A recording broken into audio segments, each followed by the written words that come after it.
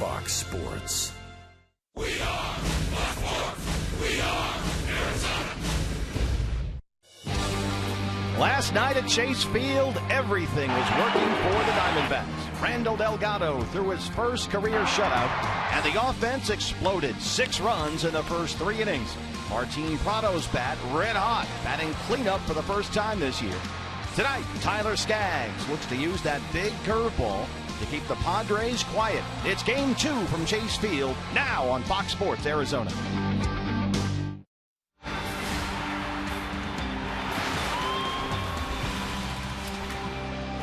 Game 104 of 162. It's a Saturday evening at home with the D-backs as the fight for the NL West title continues.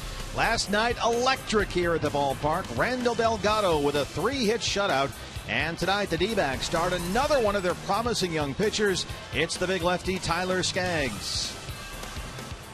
Good evening from Chase Field and welcome to the broadcast. Steve Berthune, Bob Brenly along the way. Game 2 of 3 tonight, Diamondbacks and Padres. And Bob, we've seen a lot of D-backs offense here this week. Couple of 10-run games, one with 10 hits or 14 hits, another with 17 hits. And one of the guys leading the charge lately has been Martin Prado. Well, I tell you, over the last month, he has been quietly very hot. Look at these numbers since June 25th. He's hitting at nearly a 350 clip, 4 homers. He's driven in 17. He's had 11 multi-hit games over that stretch. Only 6 times did he not get a hit, and in those games he either drew a walk or drove in a run. He's been involved in everything offensively for the D-backs over the last month. One of several Diamondback bats that have heated up lately. Prado hit only .209 in June, but here in July he is batting .341, and the offense has picked up and down the lineup here. A lot of offense lately for the Diamondbacks. When we come back here, we'll actually try and slow things down. No, not the offense,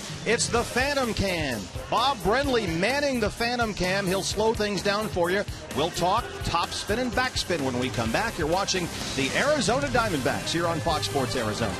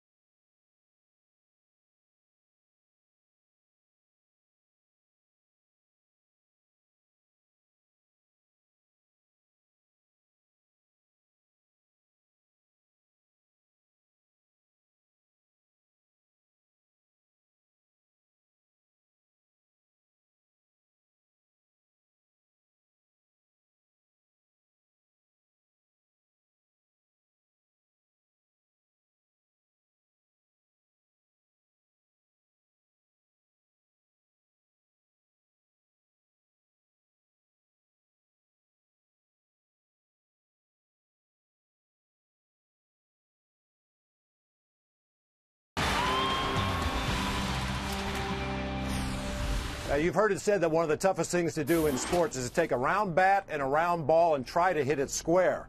We here at Fox Sports Arizona are very fortunate this weekend to have Phantom Cam available, and we're going to show you the subtle differences between a pop-up, a ground ball, and a well-struck baseball. First, we're going to show you Cliff Pennington. Now, he's a little bit underneath this pitch. The top part of the bat hits the bottom part of the ball, and that'll produce a pop-up. Fortunately, this time, in foul territory, Cliff Pennington stayed alive in the at-bat. Now, the next shot we're going to show you is Eric Chavez rolling over a ground ball. Hits the top part of the baseball with the bottom part of the bat, producing a ground ball, and really rolled his wrist, causing a ground ball to the right side.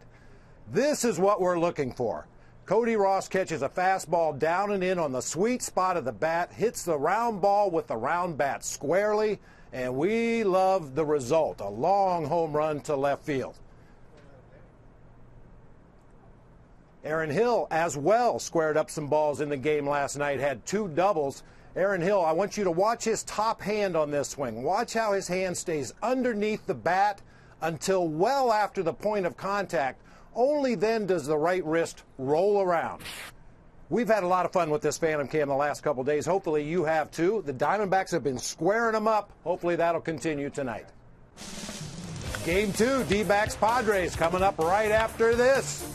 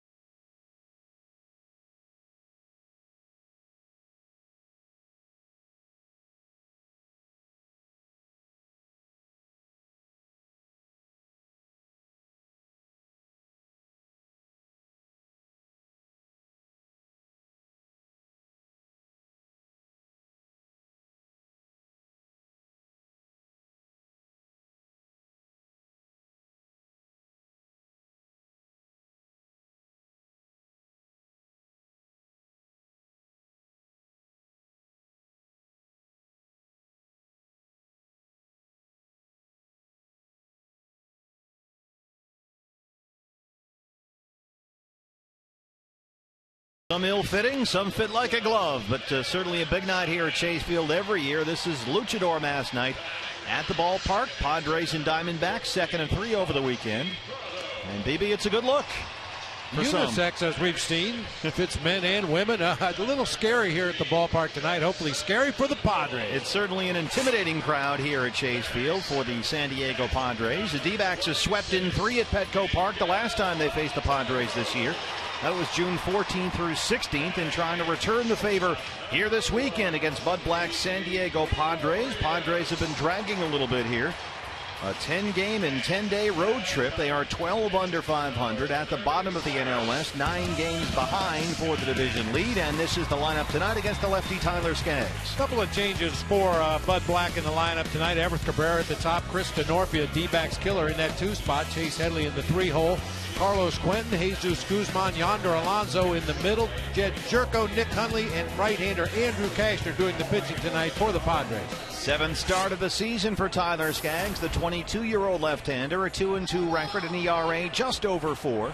35 hits allowed in 35 innings, 6 of them, Bob, home runs, and that's what's hurt Tyler this season, just the occasional misplaced fastball or two. A couple of times in his last outing against the Cubs, gave up a solo homer to Deoner Navarro in the second inning, a 2-run homer to Junior Lake in the fifth. Other than that, he pitched an outstanding ball game against the Cubs. Everett Cabrera set to lead it off here on a Saturday night luchador mask here at Chase Field. And we are underway. D-backs and Padres, second of 3 over the weekend. Dale Scott has the plate tonight. 1-0 to Everett Cabrera, who's in there at 286 and 4 home runs. Cabrera led off the game last night with a base hit up the middle. Goes up the middle again, this time to second base. Martin Prado there tonight. One away. Defensively, Diamondbacks lineup brought to you by Safelite Auto Glass. Tonight in the outfield, it is Kubel, Eaton, Parra left to right. Left-handed bats all around the outfield tonight. Another left-handed bat at short in Eric Chavez. Another left-handed bat at short in Didi Gregorius. Martin Prado, Paul Goldschmidt. A couple of righties on the right side of the infield. Miguel Montero behind the plate. Good to see him back in the lineup tonight. He'll be catching left-hander Tyler Skaggs. And a 5-10 start, so we have some sun peeking through the windows here with the roof and panels closed to Chase Field. Noted Diamondback destructor Kristen Orphy is in there. Single with 2 outs in the ninth against Randall Delgado in last night's series opener. 266. Have to be careful here. All 7 of Denorfia's home runs this year have come against left-hand pitchers. Now, not quite as hot against the D-backs this season as he has been in the past. 2010, 2011, 2012 season, a total of 36 games, hit 365 with 7 homers and 13 runs driven in. This season in 10 games, a 258 hitter with 1 home run against the D-backs. You see his numbers in his career against the hometown guys. 338, 8 doubles, 8 homers, and 16 RBIs. And he's ahead here 3-1. His season got off to a very good start. He hit over 300 in both April and May, but he has really slumped since then, batting just .211 since June the 1st. And he gets the 1-out walk from Tyler Skaggs.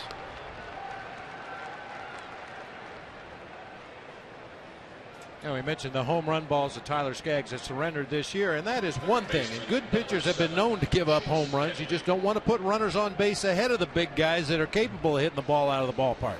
Got to avoid those walks. Chase Headley now, the switch hitter, batting right-handed against the lefty Skaggs. 237, a disappointing year for the Padres third baseman, 7 home runs.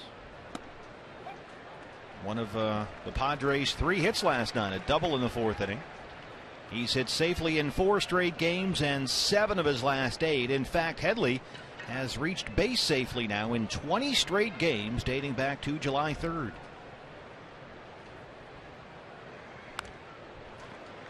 Oh, 2.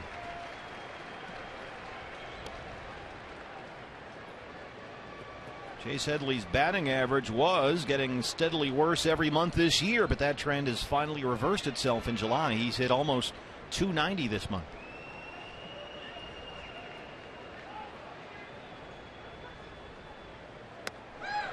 And he strikes out against Tyler Skaggs. 2 down. That'll work.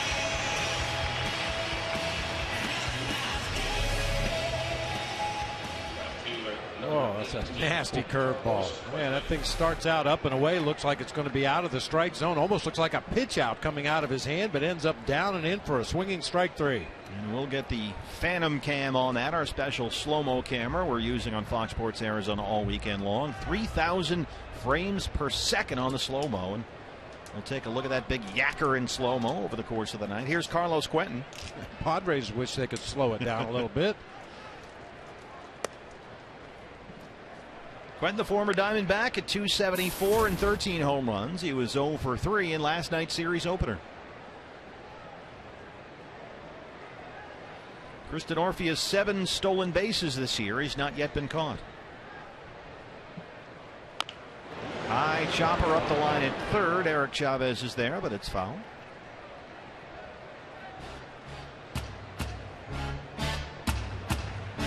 Carlos Quentin has hit in 6 of his last 8 games, and he's been a much more consistent and productive bat for the Padres compared to earlier this year when he was really struggling.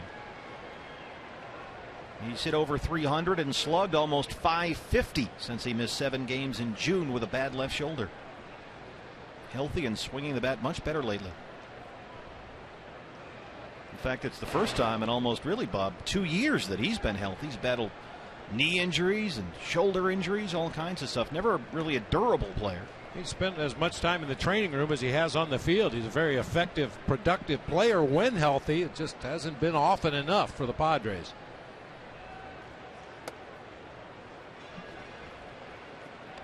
And he's got those hands way up there. He's had 2 and 1.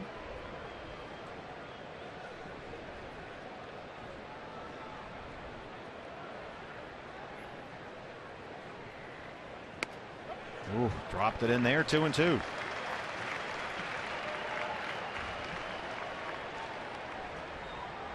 You can look at video all you want, and we know that these guys do that, but do you need to see Tyler Skaggs once or twice before you sort of get a feel for that big curveball coming at you? Yeah, unless you faced a similar lefty in a series leading up to your appearance against Tyler Skaggs, yeah, it really, you need to get in that box and see it. Here's that curveball. You'll notice he leads with the heel of his hand. You see that tumbling over the top rotation really gets a lot of spin on that curveball, which lends itself to that enormous break he gets as the ball gets into the hitting zone. 2 and 2.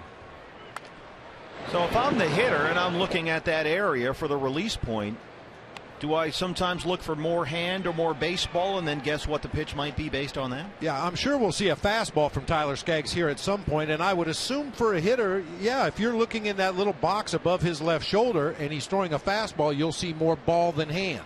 If he's throwing the curveball, his hand will be turned, leading with the heel of his hand, and you may be able to pick that up, but it's just a matter of hundreds of seconds. Quentin lines it up the middle, and Denorfia is flying into third.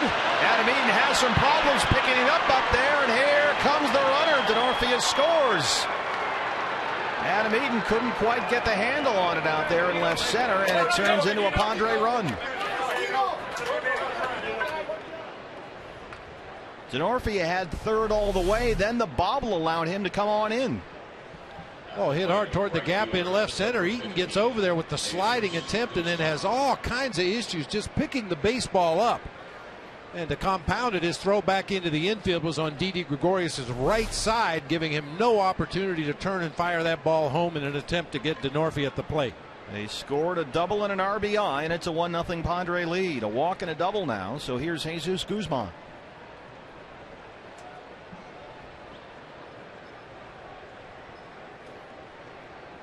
Guzman, the right-hand hitter, in there at right field tonight against the lefty Tyler Skaggs.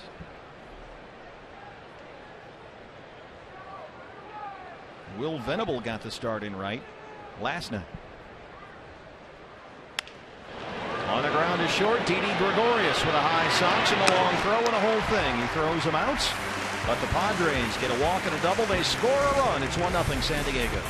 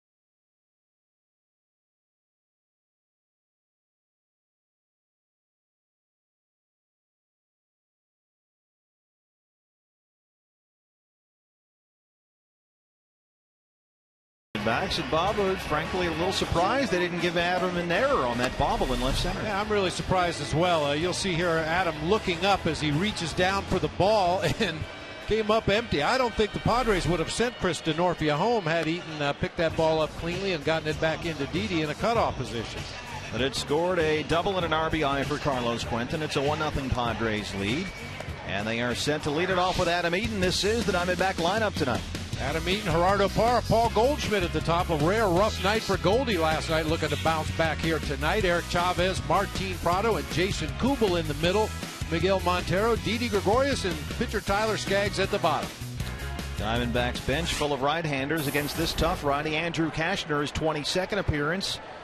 His first 5 this year all out of the bullpen, but since April 20th he has been used strictly as a starter. His 17th start, 6-5 at .384, and in just over 105 innings he's allowed 101 hits and he has 73 strikeouts. This guy averages 95 miles an hour with that fastball. Yeah, he can overpower you at times with the heater. Has a real good straight changeup to go along with it. His breaking ball can be very inconsistent.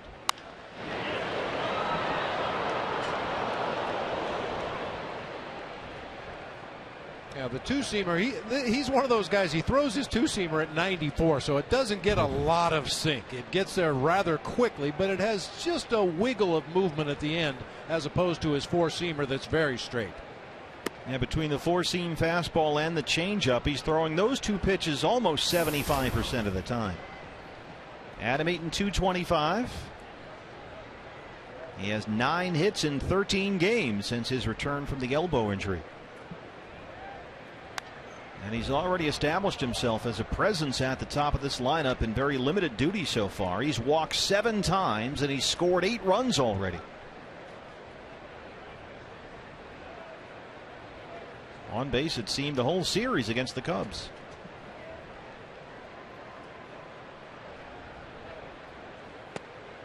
Kashner gets the strikeout to open things up. 1 away. Defensively, Padres brought to you by Safelite Auto Glass. A different look here against the lefty Tyler Skaggs. Quentin Denorfia and Guzman across the outfield tonight, getting as many right-handed bats in the lineup as Bud Black can possibly get. Chase Headley, Everett Cabrera, Jed Jerko, and Yonder Alonso third to first across the infield. Nick Hundley, the U of A product, behind the plate for right-hander Andrew Kashner. And we saw Alexi Amarista in center field, but he's a left-hand hitter, so against the lefty pitcher Tyler Skaggs, it's Denorfia out there getting the start in center. Gerardo Parra with Goldie on deck.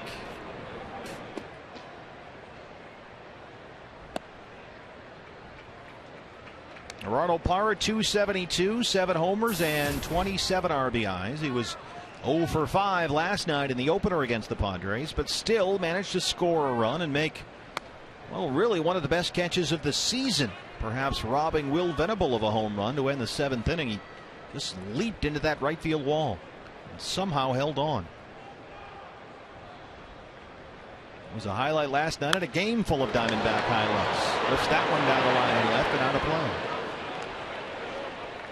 It's hard to pick highlights for Gerardo Parra's season so far. Seems like he does something like this almost on a nightly basis.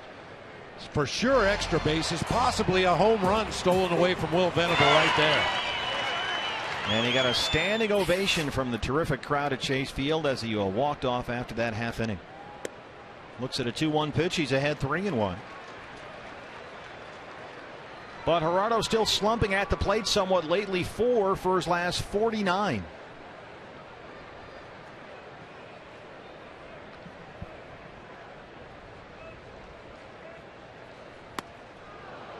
This is at 95. There's that fastball from Kashner. It's full 3-2. This is just straight heat right here. Yeah, Kashner has what scouts call a very fast arm. Kind of deliberate with his windup, but once he starts going toward his target, he really drives that arm through to home plate. Misses there, and Gerardo Parra draws the 1-out walk.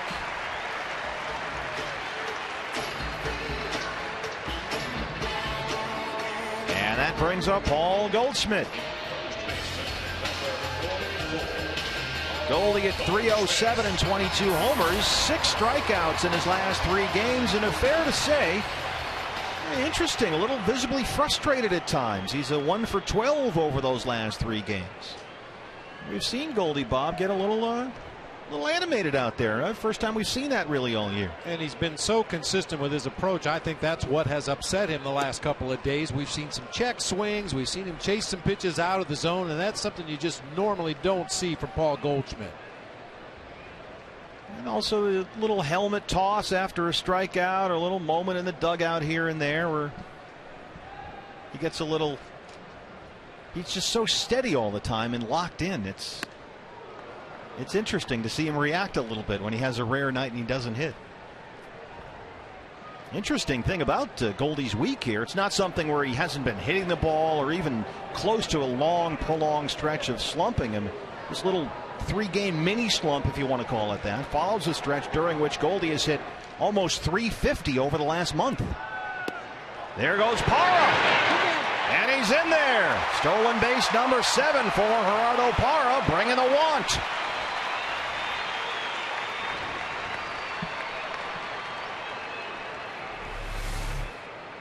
When you got Paul Goldschmidt at the plate, a lot of pitchers don't like to split their attention. They want to make sure they don't make a mistake to the guy at the plate who could hit one 600 feet. And Gerardo Parra takes advantage, got a great jump, took advantage of Cashner not paying much attention to him over there. 2-1. Cashner misses there. It's 3-1 after the walk to Parra. So far, 15 pitches, 8 for balls. And he's facing the National League RBI leader with 83. Last 2 games, it's been everyone but Goldie for a change. Misses there. Back-to-back walks. 3rd in the National League in walks, and he's on board again. Paul Goldschmidt. Looked like a pretty good pitch right there. I think that's what Bud Black is thinking. Yeah. Hammers that fastball down there at the knees right over the middle of the plate, but in Dale Scott's estimation, a little bit too low. But if you're not going to get that call against a guy like Goldie, you could be in for a long night. You can't throw a fastball for a strike to him in any other place, it would seem. Eric Chavez. Make it hurt. 306 and 7 homers, 1 for 3 with a double last night. Came in after Aaron Hill left the game as a precaution. Aaron getting another night off tonight.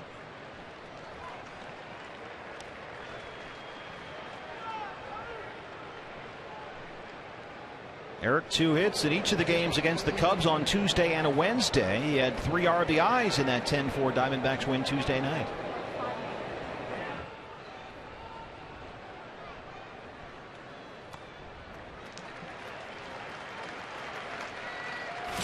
May 25th, these two have seen each other before. In this ballpark, in fact. Hanging change up that time, and Eric Chavez blistered it out there over the ramptrucks.com pool.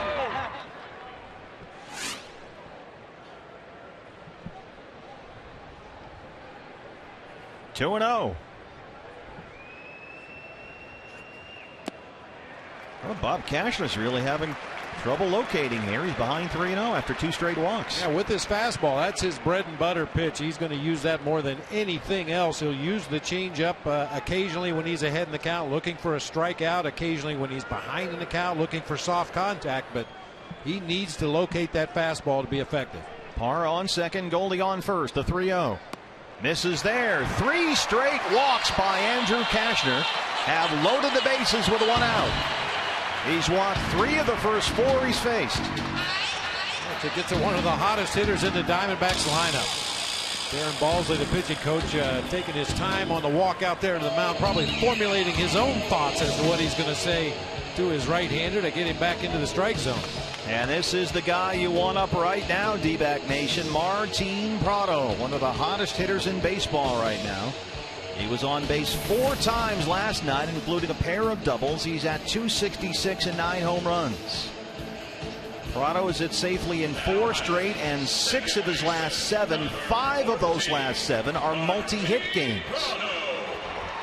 He's hit better than 480 over the last week, and he's up there with the bases full. Parra at third, Goldie at second, and Eric Chavez at first. 1 out here in the first. Every time a Diamondbacks player hits a home run this year, Fulton Homes will donate $150 to the Central Arizona Mountain Rescue Association. Bases full, 1 out.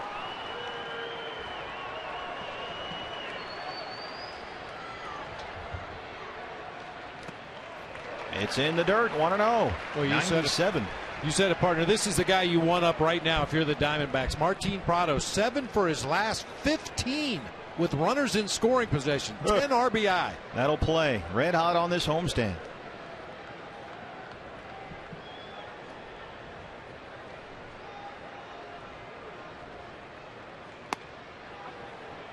Prado says one of the keys to his success recently has been more patient. Not swinging very early in the count. We just saw that. Looked at a strike right down the middle at 1-1.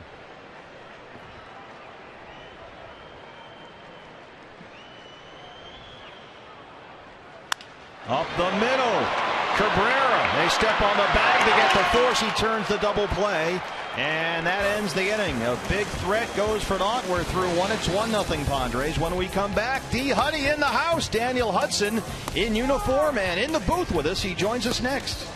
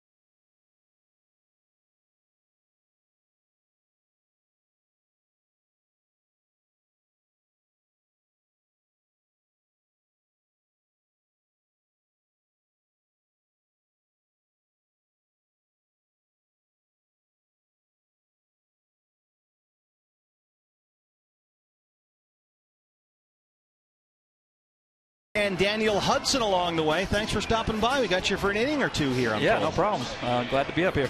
You guys got a good seat up here. It's not bad. Yeah. I'll tell you that. Not as good as the dugout. Yeah, I don't know. There's usually some big-bodied guy in my way. I'm trying to get out of the way. I can't see anything. So this is where we are right now. That's sort of what we look at from up here. Right. Yeah, it's a great view. And I imagine the view on the mound would probably be the one you'd prefer to be looking at right now. How are things going? Where do things stand? Give Diamondback fans a chance of sort of an update. Well, they're going about as well as they can. The first 2 months, I was telling everybody the worst part of the rehab. Luckily, I knew what I was getting myself into when everything was going on, and we found out what was going to happen. And but yeah, like I said, the first 2 months are pretty slow and pretty tedious. So once you get past that, and you're able to start doing more athletic stuff, it's when it usually starts to go faster. Always told that's the worst part of rehab. I talked with Aaron Hill actually about that this week, is that you work just as hard as you do when you're playing, only at the end of the day there's no reward. You just get to get up and do it again, right? Yeah, definitely. It is kind of rough, especially just having to watch the games and stuff like that. And when the guys go on the road, we're up at Salt River and doing our rehab and everything, and we go home, and it's hard for me to not put the game on and just kind of wish that I was on the road with the guys and out there battling with them. And we got a lot of injured pitchers. We just saw Trevor Cahill and Brandon McCarthy down there, but fortunately there's some depth like we have tonight with the youngster Tyler Skaggs. You got a scouting report on us for Tyler? Yeah, I mean, what you see is what you get. You're going to get good velocity, and hopefully he's commanding that velocity. Looked like he is so far tonight, and then he can drop that big power hook in there whenever he wants to as well. How important is that straight changeup for him? We've seen him use that already tonight against a couple of the right-handed hitters in the Padres lineup. It definitely is. Anything you can get that kind of gives him a different look away from his fastball and his curveball, because obviously those are his two best pitches. And for a right-hander, when the ball is breaking in on him, he can probably get the bat on it a little bit better and easier than a changeup when it looks a lot like a fastball and then it just dives out of there.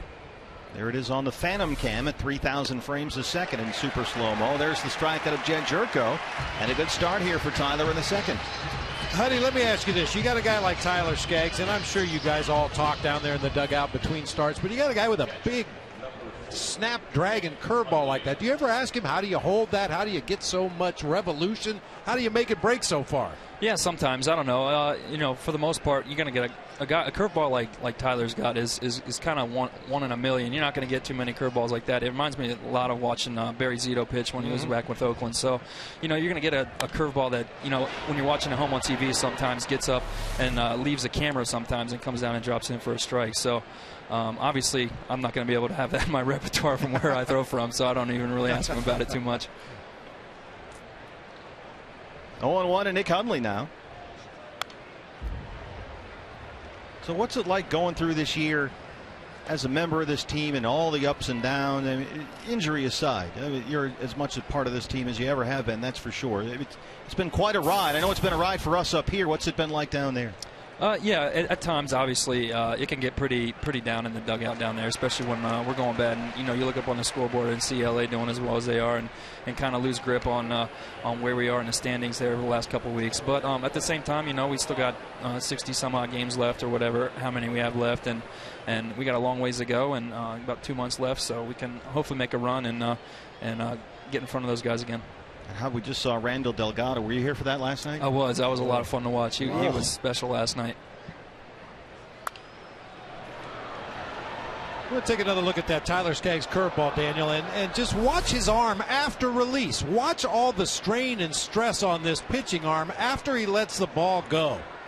Elbow rotating, wrist turning in, the shoulder coming through. It's no wonder you guys are good friends with orthopedic surgeons. Seriously, it is a lot of stress on the arm, but we'll take that any day of the week when we're healthy. A nice 1-2-3 for Tyler Skaggs. Couple of strikeouts. Daniel Hudson with us in the booth. More with Huddy coming up after a break.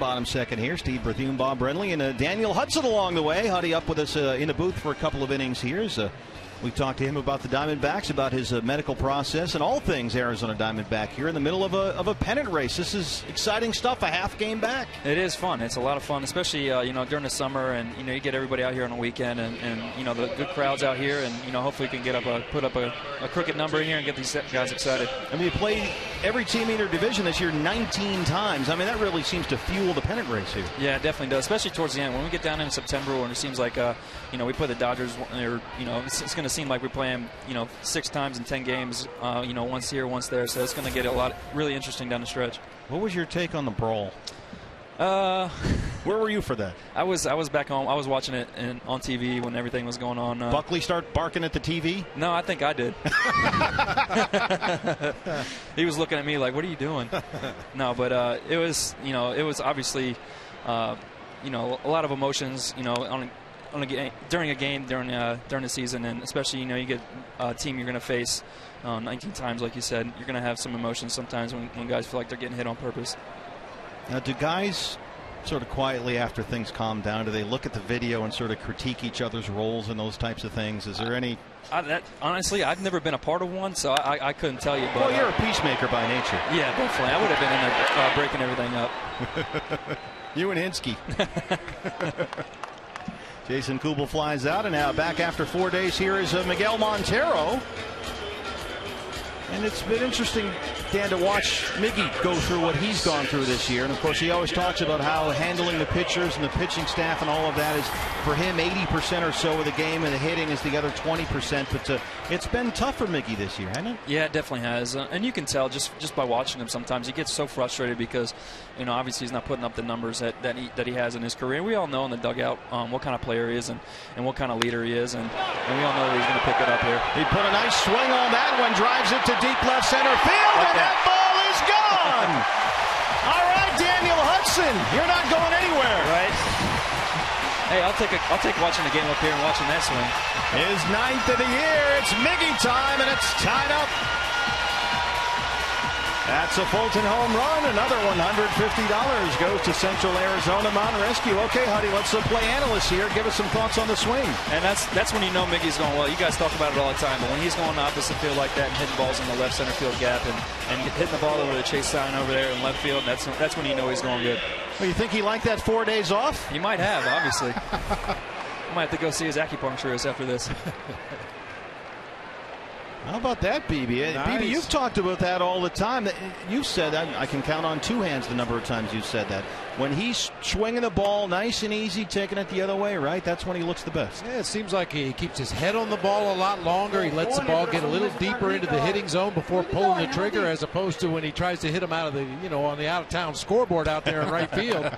Everything kind of comes apart. And it's the same thing for pitchers, too, I'm sure, Daniel. When you keep your mechanics together and everything's where it's supposed to be, it's effortless. But other times, you try to throw too hard, and it really feels like work. Yeah, it definitely does. And it's the same. It goes with anything you do athletically. If you feel like you're putting a lot of effort into something that obviously isn't right, and when you're going really well, like when you're on the mound, it doesn't even feel like you're even throwing a baseball. So. Now, you're in the dugout. Can you tell us what's going on with Gibby down there and this whole thing where he walks down and he's down. He spent the whole year down the other end, and now when they need offense, he seems to go down to this end. Whatever works. I don't know. We were going there pretty rough there for a little while, especially offensively. So whatever works. If he needs to go watch the whole game down there, I'm sure he'll take us hitting home runs when he's down there. But he insists it's not a rally kind of thing. It's nothing. He's lying. Yeah. It might change the seating chart down there in the dugout if the skipper's always going to sit at that end. Didi Gregorius drives one to right center. It's near the pool, and that one gets down and one hops the wall. Didi Gregorius, the ground rule double, his 13th double this year. Gibby, don't go anywhere. Just stay down there, Gibby. It's working.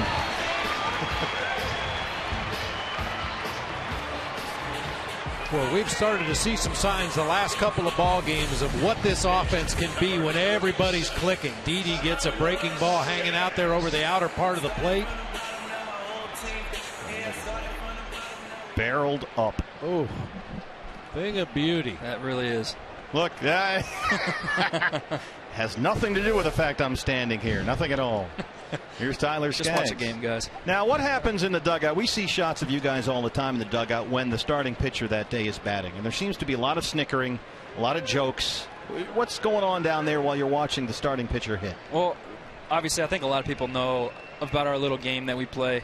We all pick a, well, this is what we did when I first came over in 2011. We picked a stat for each month, and whoever had the most hits or less amount of strikeouts won that month, and then whoever had the most had to pay for dinner. So that's why we kind of do that, and we kind of we don't root against each other, but when it's going down to the wire and somebody needs a strikeout and we're winning, then they're going to root for a strikeout because he doesn't want to pay for dinner. Those bills get pretty hefty. 0-2. Tyler takes the big swing but strikes out. That's the second out. Trying to get this run home from second and take the lead.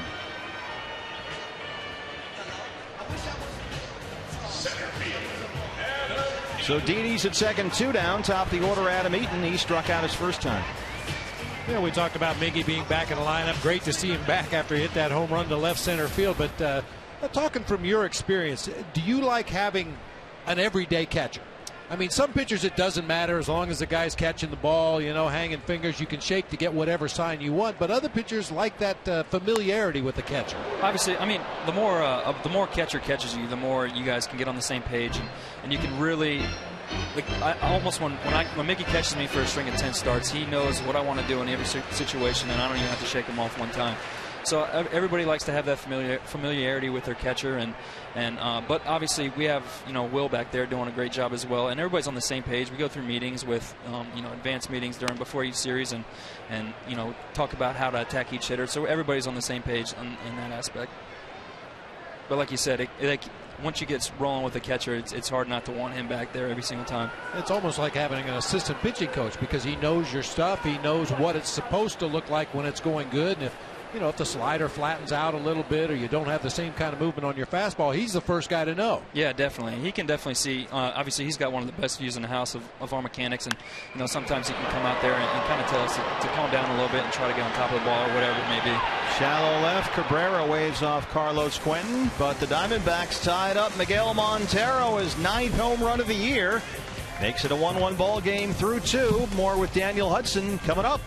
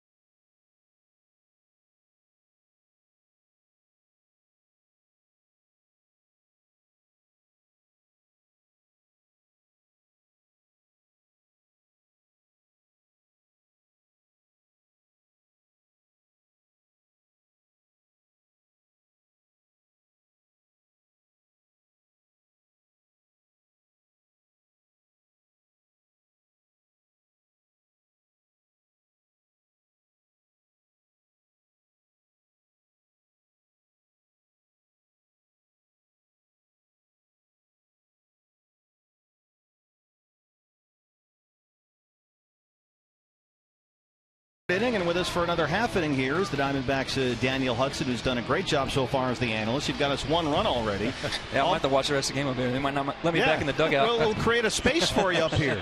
Now, how about this? Can you take us through this batter as Tyler Skaggs works to Andrew Kasher and kind of give us a sense of maybe what Tyler is thinking here? If you're on the mound in this situation, now granted you don't have the same stuff as Tyler, different pitches and everything, but what's the process here? Well, the pitcher leading off, usually for the most part, they're going to take a first pitch. So you're just trying to throw a strike right here. You know, they don't want the leadoff guys behind him is going to want to hop on a first pitch as long as he takes a first pitch. Guys doesn't like Cabrera's not going to want to go up there and have to take 2 pitches because he grounded out in 1 pitch. So he just wanted to get ahead right there. So right here, you're just probably going to keep pounding him with a fastball and then try to put him away later on in the count. And I'm wrong. Well, that's why it's an inexact science. Yeah, it is. Everybody's different, but you know, like you said, with the pitcher leading off, you're just trying to get him out of the box as quick as possible. Cashner, Cabrera, Denorfia, 9-1-2 here in the Padre third. Got him to swing at the high strike, 1-2. You ever throw a pitch like that and think, oh, I can't believe I got him to swing at that? All the time.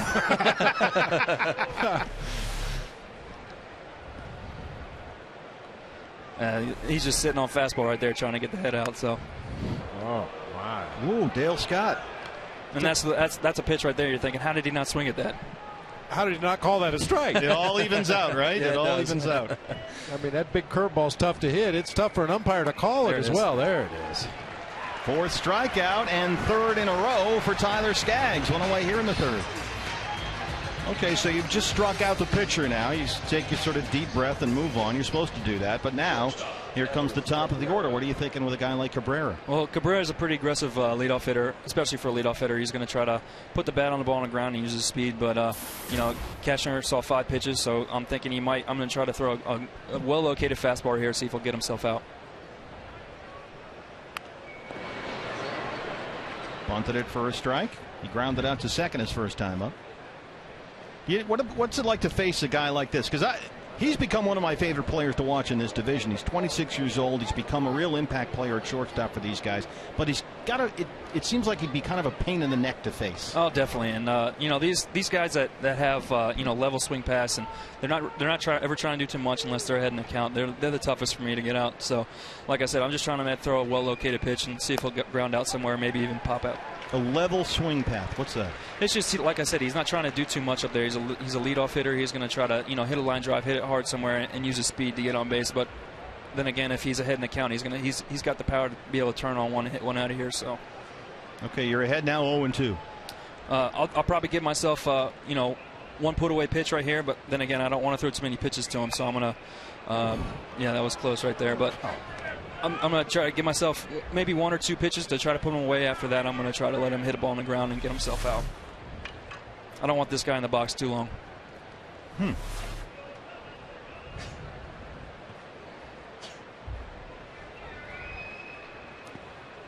Bounces one there. Now, how much of all that, I imagine this is all sort of going through your own head as you're up there, everything you've just told us, but how much of that depends on what jibes with what the catcher puts down? It does. Obviously, you're gonna throw the pitch, the best pitch in that situation, and you know, Miggy and Tyler probably on the same page. So Tyler's just gonna throw whatever Miggy puts down. But if he calls something off speed right here, I would want to try to throw for a strike and see if he'll hit it on the ground. And you know, sometimes, you know, get a guy 0-2, especially a leadoff hitter. Like I said, he's going to try to work the count and see a lot of pitches. So I want to throw a well-located pitch as early as possible, see if he'll get himself out. Now he jumped way ahead, but suddenly now it's full 3-2.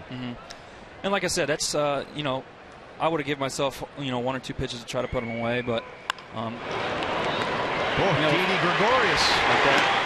With our defense, you know, you don't want guys like that in the box too long, because you want to just let them hit it and get themselves out, especially with our defense.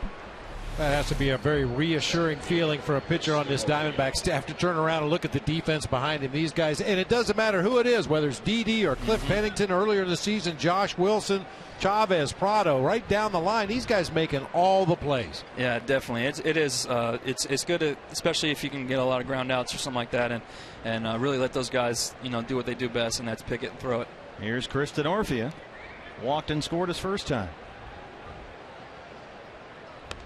Are you aware, obviously you guys have scouting reports and film and everything, but the way this guy has killed the Diamondbacks, are you aware when guys come up who for whatever weird reason just seem to have good luck against you or the ball club? Absolutely. This guy's been killing us since I've been here in 2010. He's such a hard out for some reason against us. He just seems to really see us really well, and a lot of people like hitting this ballpark, but I seem to think that he loves it. So with a guy like this, you just try to be as careful as possible because obviously he's had a track record of just destroying us. So he's ahead 3-0. He's a unique player. He's got a lot of tools. I look at Ian almost every single time he's in the starting lineup one time in 3 days, and I think, how the heck can this guy not be a starter in the big leagues every single day? There's a 4-pitch walk to Chris Denorfia. He's walked twice in 2 plate appearances. And so there's a 2-out base runner for Chase Headley. And it's funny, too, Daniel, because it's not always the guy you might expect. When you look at an opposing lineup and you look at the names, and Chris Denorfia is probably not the guy that would jump off of the page for the Padres as being a Diamondbacks killer, but that has been the case. Yeah, it really has. And from whatever reason, I don't know what it is. I couldn't even begin to explain it, but he just has our number. Chase Headley. Ooh. That's got to feel good to get a really good hitter like Chase Headley to miss like that. It does. Where he just kind of falls over. Yeah, that's a good feeling right there. He struck out his first time, kind of looked just like that, in fact.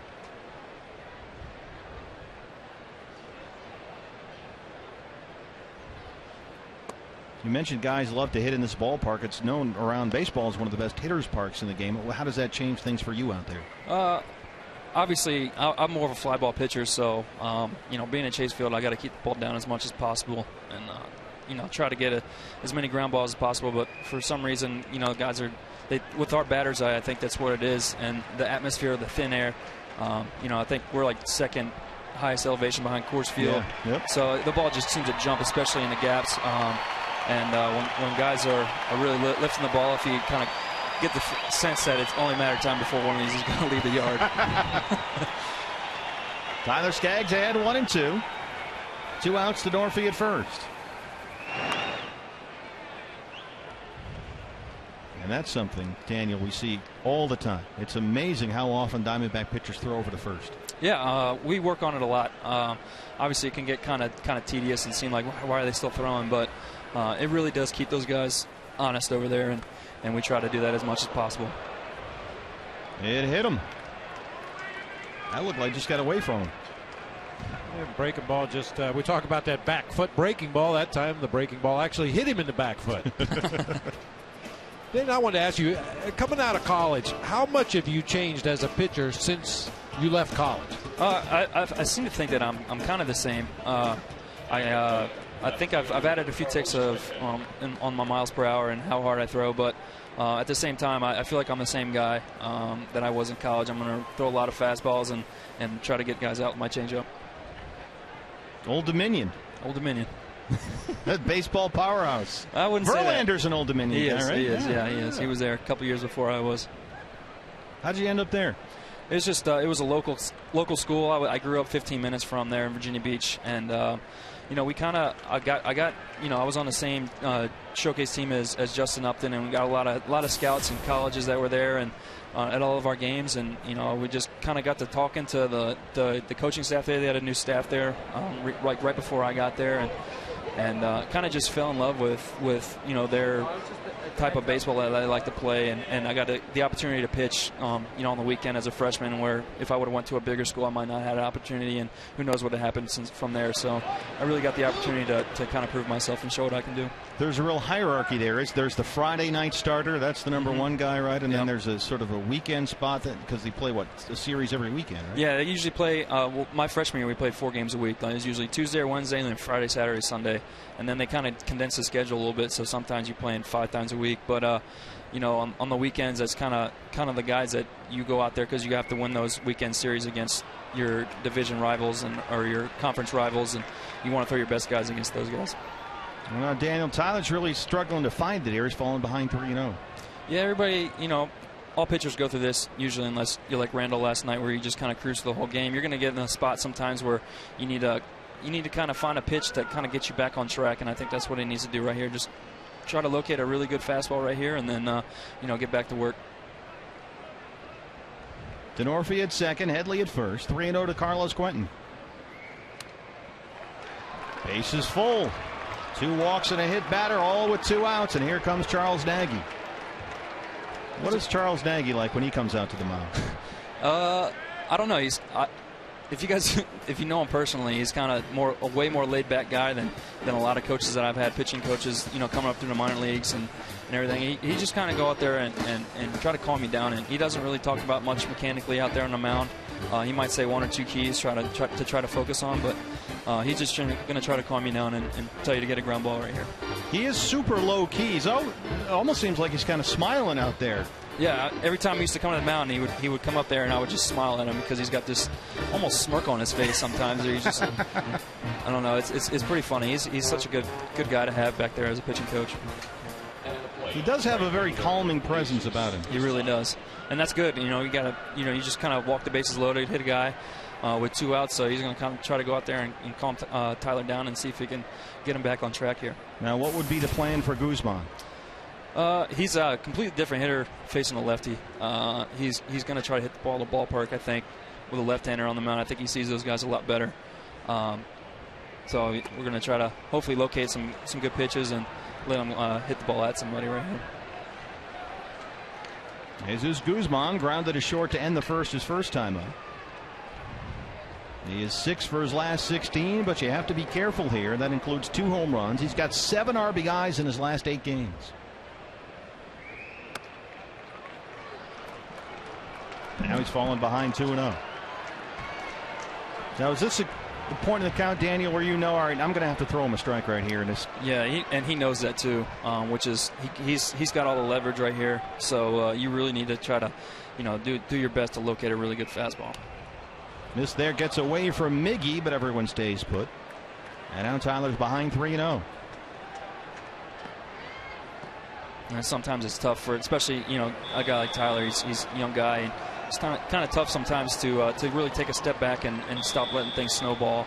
I know it was for me definitely early in my career. It was tough for me to try to slow the game down and do my best to get out of these jams. Mark Reed, the bullpen catcher down there, springs into action. Josh Colementer up as the phone rings. 3-0 to Jesus Guzman. 2 outs, bases loaded in a 1-1 ball game. Ball 4. So in this inning, Tyler Skaggs he had struck out 3 in a row. He got the first 2 outs, and now he has walked 3 batters and hit a batter to bring in a run.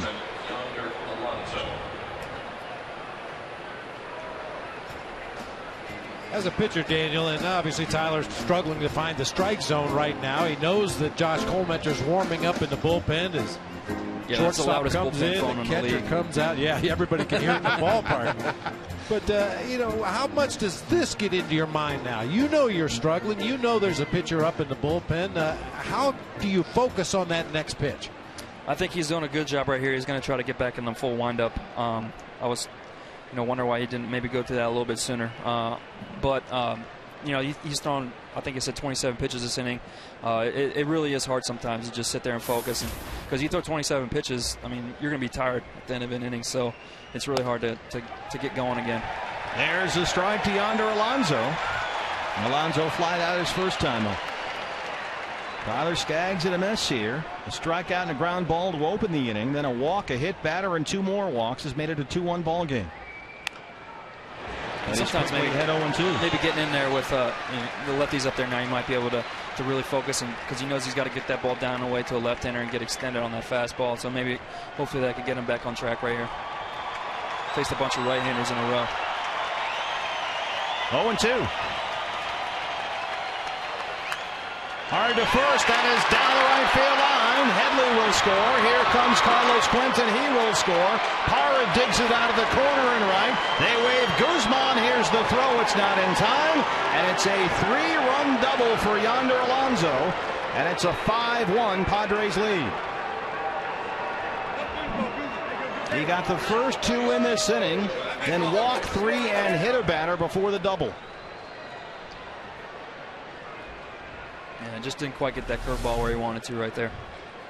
Just kind of hangs up there on the inside part of the plate. Alonso's just as likely to swing at that pitch if he bounces it in the dirt low and away, but unfortunately stayed right there for Alonso. And Gerardo had to play an awkward carom out there in right field, allowing Guzman to come all the way around from first and score. So it's a 5-1 ball game. Jed Jerko now. How do you recover after having gotten yourself in that position? Then you give up the big hit, and you still have to get right back to business and get that last out. Yeah, like I said, it's tough to do, especially now he's thrown over 30 pitches in an inning. It really is tough to do it. Those 30 straight pitches really takes a toll on and you got to back up home and run back there, and it really does take a toll on you physically and mentally. So, you just got to do your best and kind of push through it and hopefully get back in that dugout, let the team score some runs and get you back in it. 60 pitches now for Tyler, 32 for strikes. Here's the 1-1.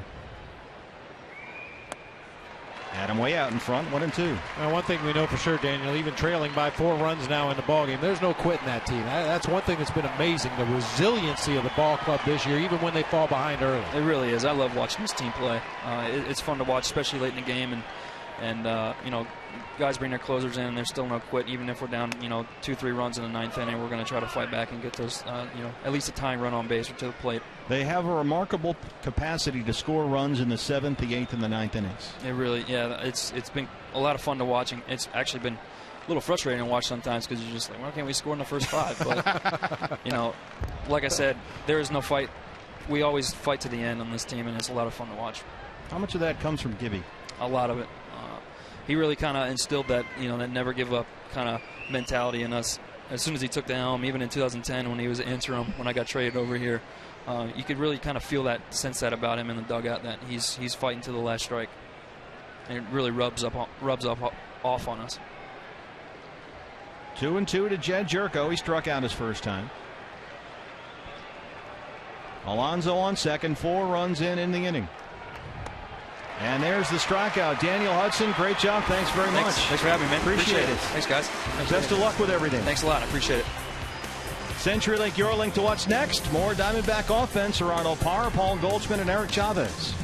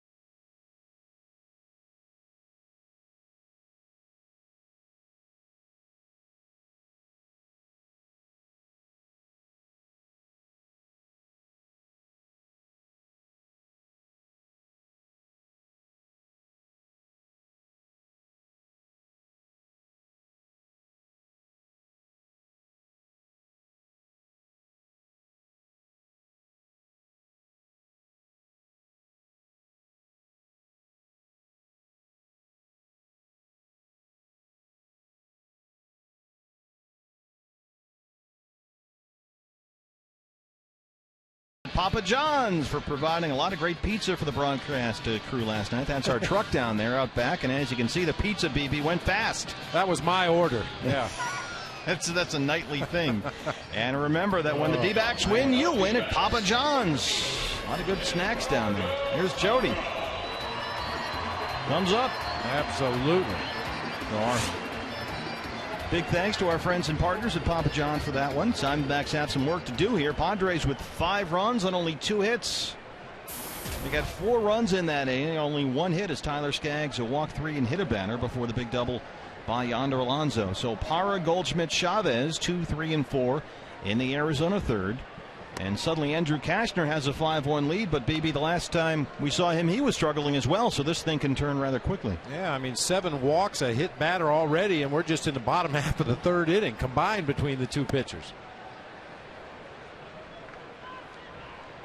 This is almost like whoever finds it first has a good chance to win this ball game. And even in the case of Tyler Skaggs, if he can get back into that strike zone again, get some quick outs, get his offense up there swinging the bats, who knows?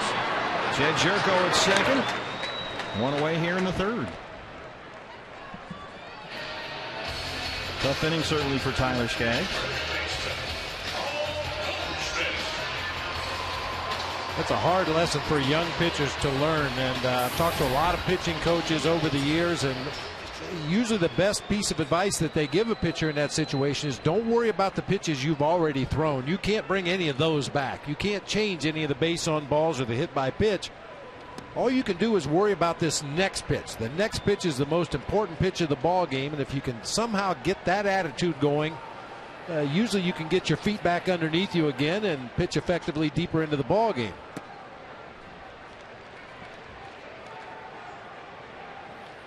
Paul Goldschmidt ahead 2-0. He walked his first time up. And certainly the same thing goes for hitters. If you have a bad at bat your first time up in the ball game, you just have to let it go and focus on that next one.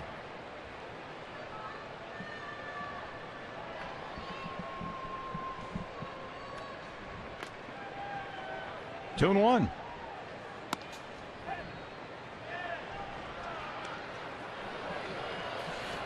There's Wade Miley, who was crediting Cliff Pennington there for giving him a bit of a pep talk. That seemed to help turn Wade's season around.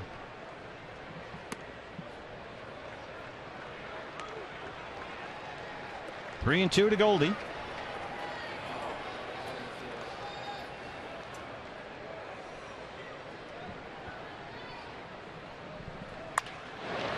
That one is snared by Jerko at second, and he makes a terrific play on the edge of the outfield grass for the second out. Jed Jerko.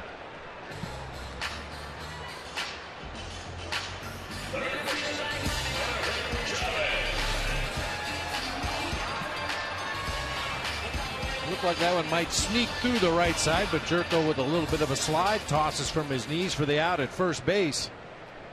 And we talked a lot about the Diamondbacks defense this year. The Padres are pretty solid defensively as well.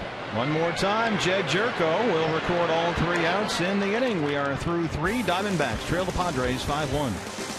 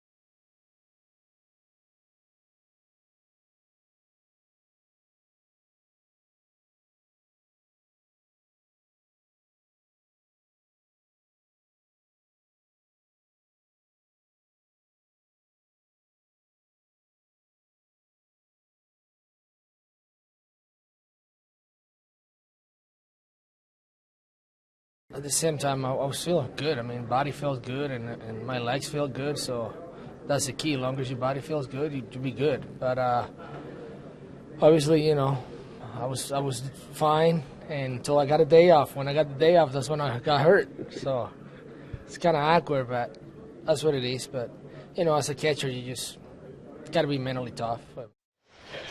Miggy is back. Miguel Montero, our Geico quote of the game, and Will Nieves certainly filled in nicely, but it was a bit ironic that the day off for Miggy, he injured that back, taking some hacks in the cage, but he said the time off gave him a chance to kind of strengthen his core and really get a chance to reset himself. And as you guys said, when he doesn't swing hard and deep for the fences, when he goes the opposite way, he's a much more effective hitter. And let's hope that that continues. But he wants to be in the lineup every day. Gibby says the second half they're going to use him not quite as much as he was used in the first half. Thanks, Brad. Whatever gets him to take those nice, easy swings, Bob, like we saw the first time up, I'm all in. And Will, of course, has done a terrific job when he's been in there. Speaking of catchers, here's Nick Hundley. Struck out his first time.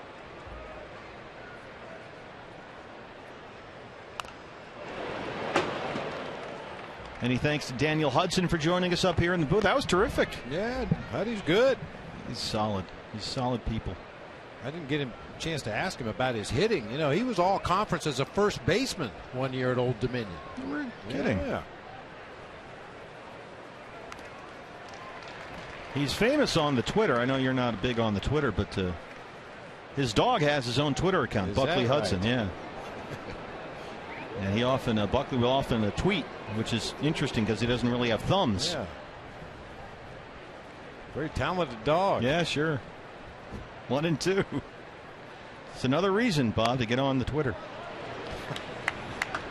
Tweets from Daniel Hudson's dog. Okay. I'm trying.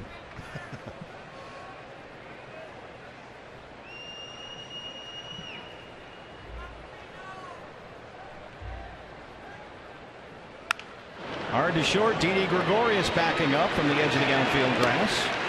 And that's the first out for Tyler Skaggs here in the fourth.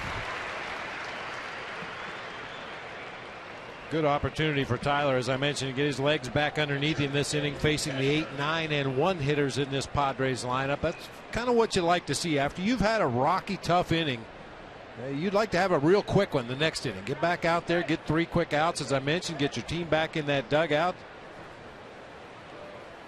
Josh Coleman, who had been throwing earlier, is now reclining.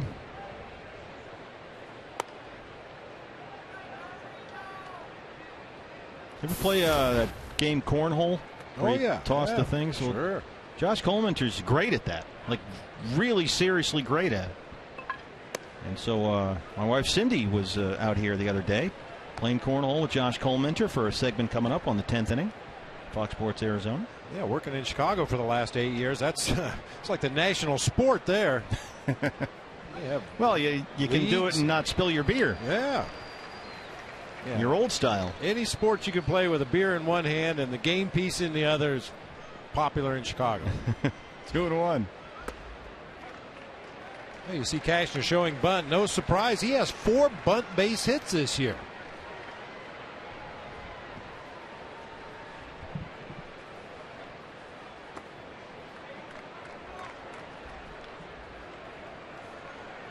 It's gone 3-2 to the pitcher here. Everett Cabrera on deck.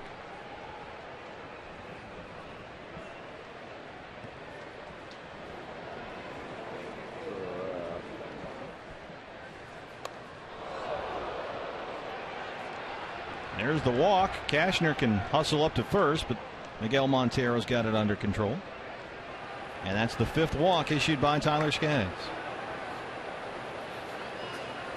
And Charles Nagy's back on the phone. Get Josh Colemanter back up. As encouraging as it was to get the number 8 hitter leading off the inning here, then a walk to the pitcher will suddenly be a red flag once again. Take off the sweatshirt, Josh. It is remarkable how loud our bullpen phone is. I bet you can hear that from out on the mound. Sure you can. Can't be a good sound. You can hear that on the mound at Salt River Field. Everett Cabrera. He's grounded out twice, 0 for 2. National League All-Star at shortstop has become one of the more dynamic players in this division. Just the 3rd Nicaraguan-born player to be named an All-Star, the first position player after El Presidente, Denny Martinez, and Vicente Padilla. And since June the 1st, Everett Cabrera has hit almost .330. And don't let him get on base because he leads the league in steals. Tony Sipp is throwing now for the Diamondbacks.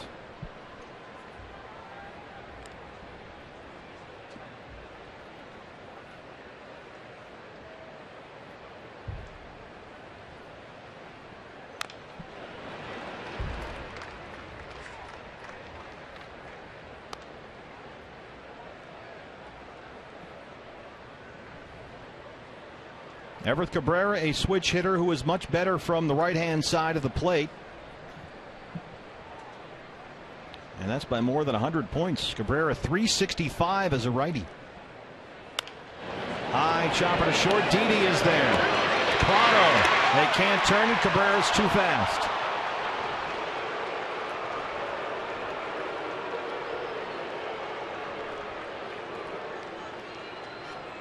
Well, nothing more the Diamondbacks could have done defensively here. Didi gets rid of it quickly. A strong throw on to Prado. He turns it over quickly, but as you said, Cabrera just too much speed down that first baseline. He leads the league in steals with 35. He's been caught 8 times. Last year he led the National League in steals with 44. He was the first Padre ever to lead the league in stolen bases. Chris Denorfia, guess what? He's been on base twice and he scored twice. 2 walks, 2 runs. Came in the first inning on the Carlos Quentin double. And then scored when Jesus Guzman walked with the bases full. 79 steals the last 2 years.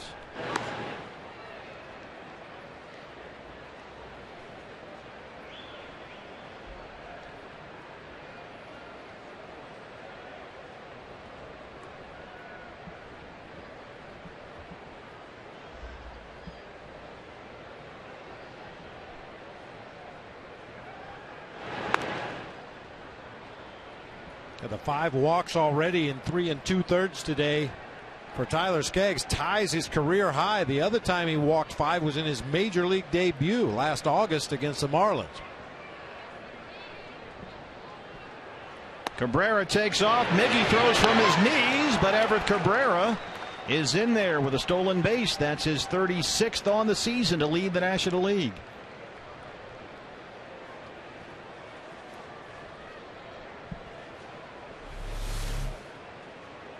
Yeah, Miggy really didn't even have enough time to come up out of his crouch and try to really get something on that throw. Cabrera had such a big jump and such blazing speed. He just tried to unload it as quickly as possible and hope for good things.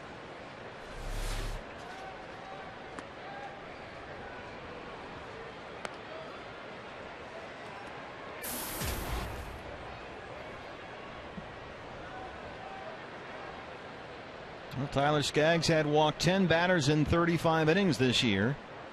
He's got 5 walks so far tonight through 3 2/3. He's also hit a batter. I mean, even with 2 outs in the inning, you have to make Cabrera stop out there at second base. He's attempted to steal third 8 times this year. He's been successful 6. Trying to strand that runner at second here with 2 down. Diamondbacks will have Prado, Kubel, and Montero coming up in the 4th. Really having trouble locating. And with everything. Fastball, curveball. The pitch that Alonso hit for the 3-run double was just a hanging curveball. He got into trouble in his last start against the Cubs when he missed his location with some fastballs. Other than that, he was outstanding. Just not quite as sharp tonight. That one is hammered up and gone. Chris Denorfia just kills the D-backs. 338 career against Arizona, and that's his 8th home run this season, all 8 against left-hand pitchers. 7-1 Padres.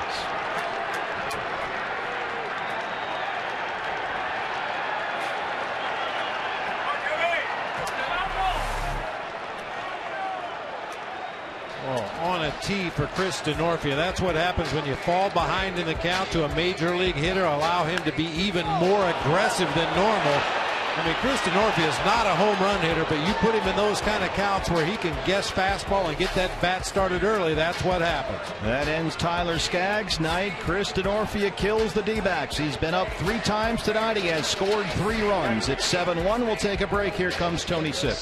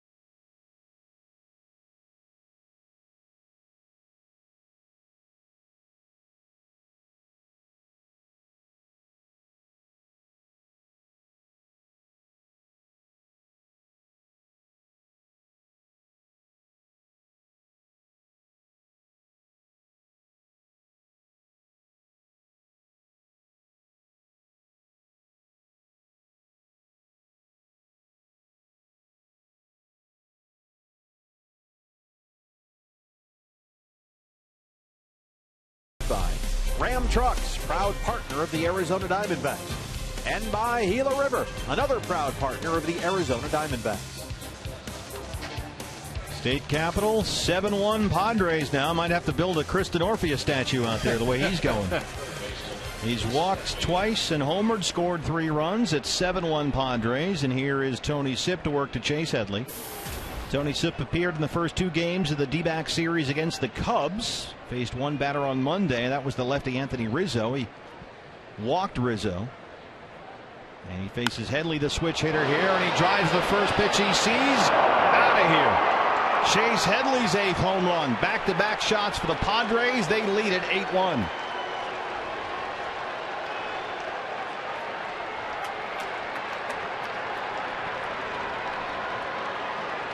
All 8 runs for the Padres so far today have come with 2 outs in the inning. We'll talk about ambushing a relief pitcher. He didn't even allow Tony Sipp to get comfortable out there on the mound. Elevated fastball out over the plate. Headley gets good extension. Just does sneak it up into the bleachers out there in left center. Well, the Diamondbacks got a 10-0 win last night. But they are down 8-1 here, and it's only the 4th. All 8 runs with 2 outs.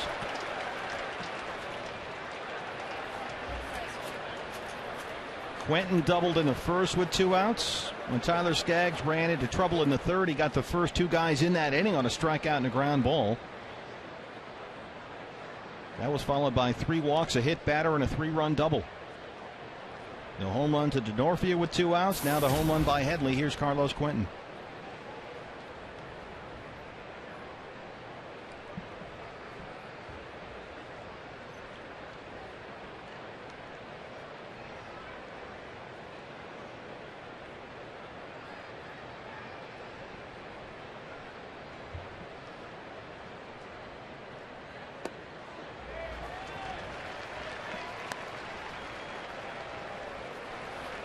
Been a really difficult first half of the year for Chase Headley, but he's come around here in July. Tony Sipp had been scored on in just 3 of his last 22 appearances. He had a 1-0 record over that span with an ERA just over 3.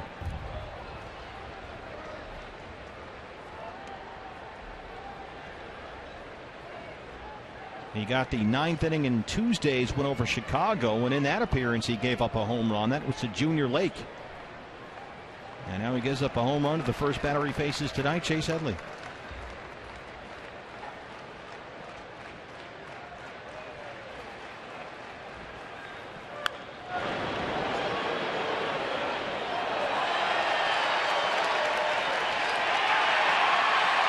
Nice catch. Wow.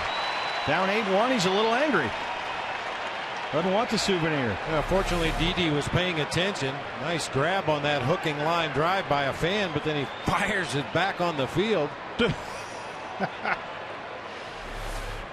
You don't want it. 1-2.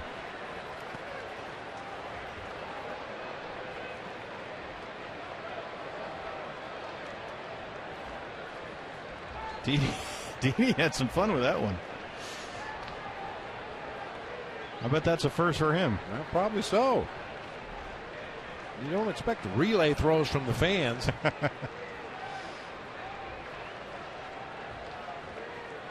Quentin RBI double in the first, walked and scored in the 3rd.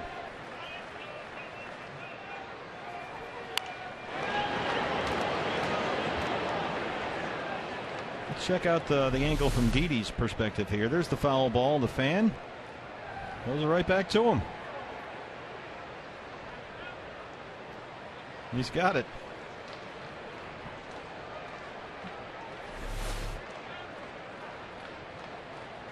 I don't think that's a precedent we want to set. No. We encourage you, if you don't want the ball, I'm sure there's a kid sitting close to you that would love to have it. This is there. It's full 3-2.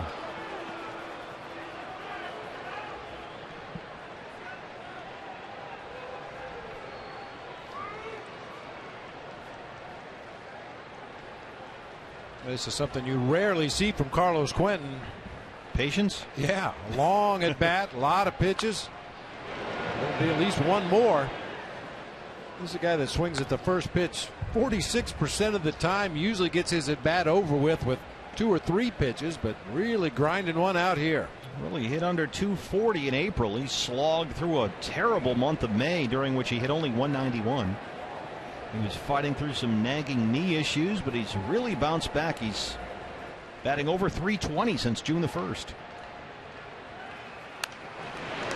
Spraying it all over the seats here. Quentin's low point this year was May 11th. His batting average for the season was at 171. But in just over 50 games since, he's hit 311, and he's raised his average for the year by more than 100 points. Healthy for the first time maybe in 2 years. Knee surgery all last year, knee trouble. 2 surgeries, in fact. And there's the strikeout for Sipp. That ends the 4th. But the Padres get a couple of home runs, one by Denorfia, one by Headley. They lead at 8-1.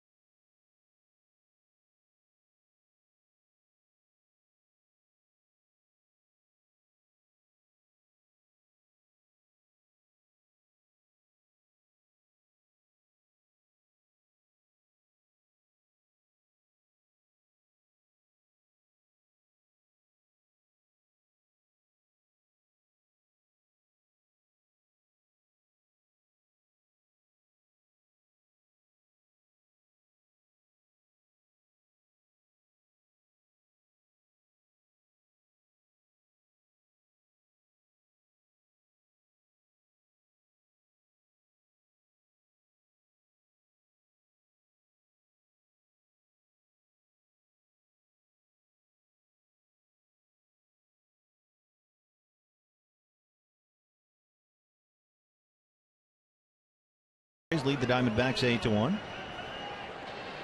Hey fans, all the local sports coverage you need, you can only get at FoxSportsArizona.com. All kinds of things to read on there right now. Jack Magruder coverage of tonight's game, analysis of the Suns trade. Suns are still wheeling and dealing here. And also Tyler Lockman from Cardinals camp as the Cardinals get their NFL season underway with their new coach. You can read all that and more right now, FoxSportsArizona.com. Prado, Kubel, Montero, 5, 6, and 7 in the Arizona 4th. They've been out hit 4-2, but they trail at 8-1.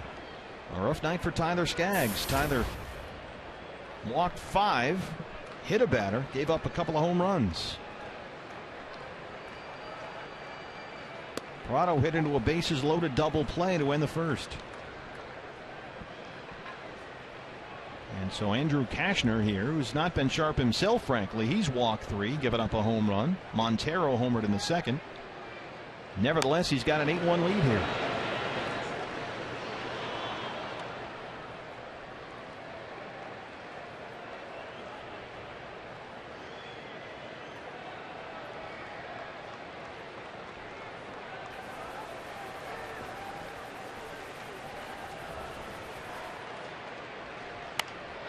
Shoots it the other way down the line, but it is a foul ball, and Dave Budrewicz doing a nice job playing the carom right there, our Golden Glover down the right field line.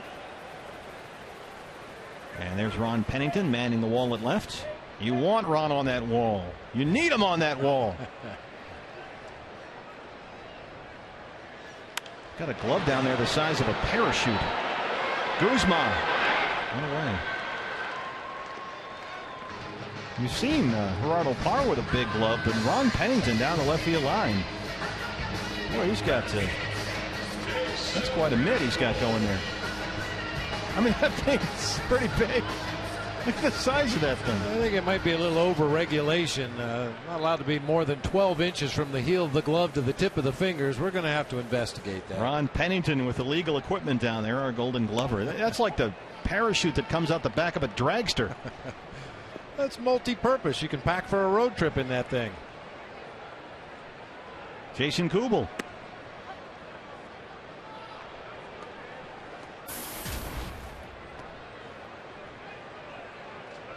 Jason up there, scuffling a bit, 3 for his last 36. Drives that one to the gap in left center, and that'll get down and all the way to the wall. Here goes Jason Kubel. He's on the run, and he'll pull into second base with his 8th double this year. Well, Kubel more than 100 points better this season versus right-hand pitchers than lefties, and he did a nice job there taking it the other way. A change up from Cashner just kind of fluttered out there on the outer third of the plate, and Kubel stayed right on it. Got a little bit down near the trademark. Otherwise, he gets even more carry on that drive to the gap. Here's Miguel Montero. Back in the lineup tonight after 4 days off.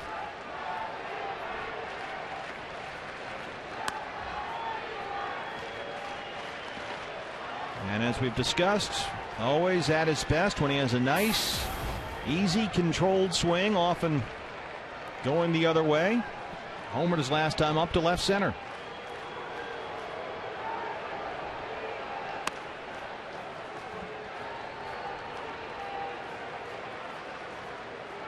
And he seems quiet up there, Bob, in terms of the hands and the waggle and all of that stuff. He's got a little dance step, a little two-step he does with his feet in the batter's box. He gets his weight out on the front foot and then shifts it back to the back foot and then strides into the pitch. And it looks like he's calmed everything down just a little bit. This was back in the second inning. Ball came off the bat at 99 miles per hour. Oh, nice play out there in the bleachers by a fan. He's ahead here, 2-1.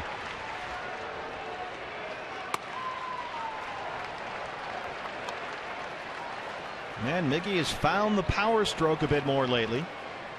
5 homers and 9 RBIs since June 29th.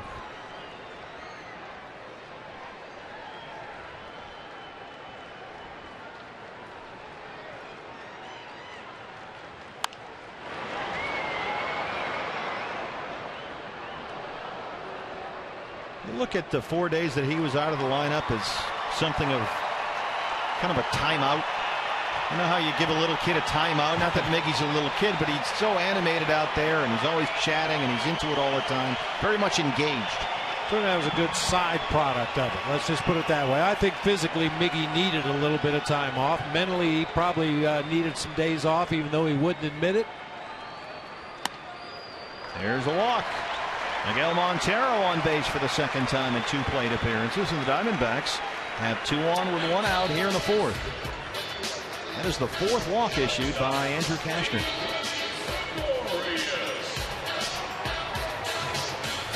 And last time up, Didi did a nice job. Hit one that one-hopped the wall in the RamTrucks.com pool area.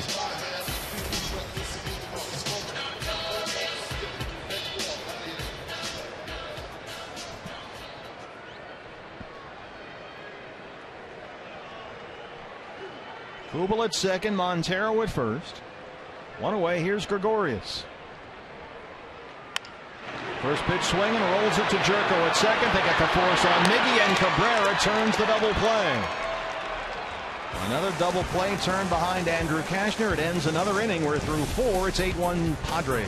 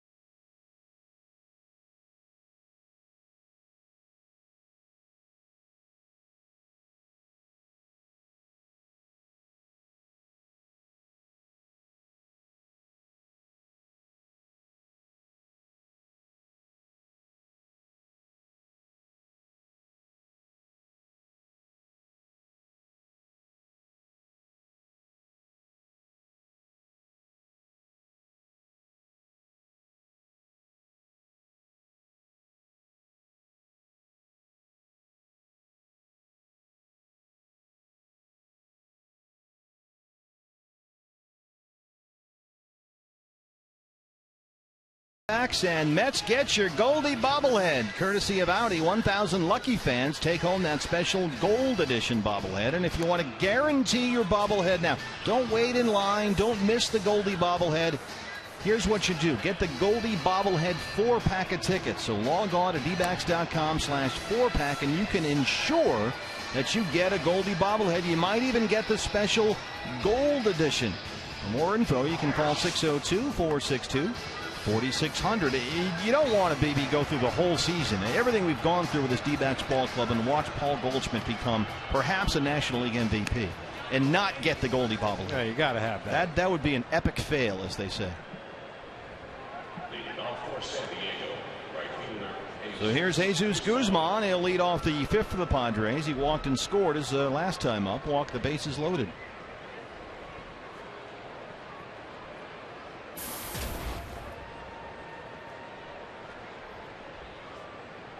Guzman, Alonso, and Jerko here in the fifth. Tony Sipp back out there. Came on to win the fourth, gave up a home run to Headley, then struck out Quentin.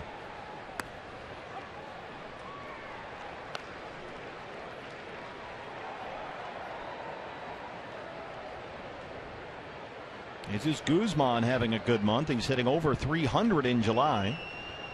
4 homers and 12 RBIs in 20 games this month coming in.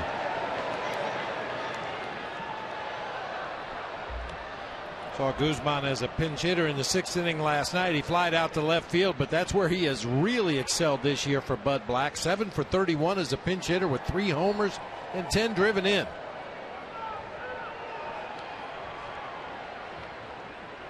Bullpen is quiet for the Diamondbacks, so this apparently is Tony Sipp's inning.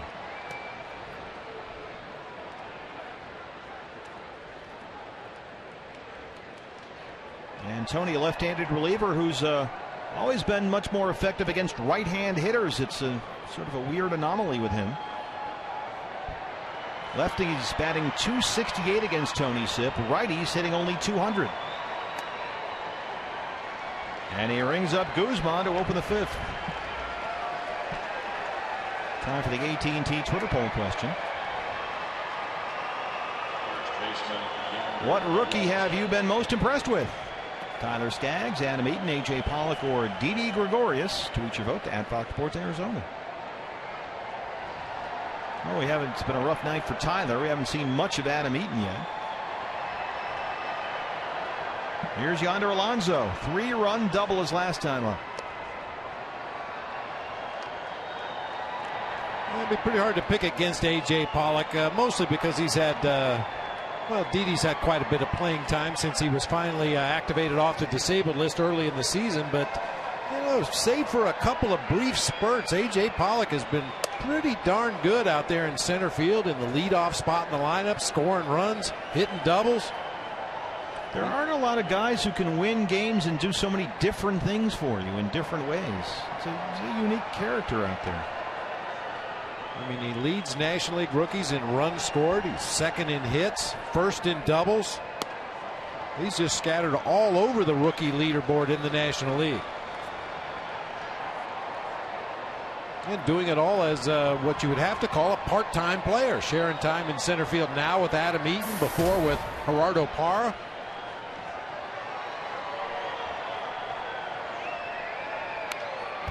2-2 now to Yonder Alonso.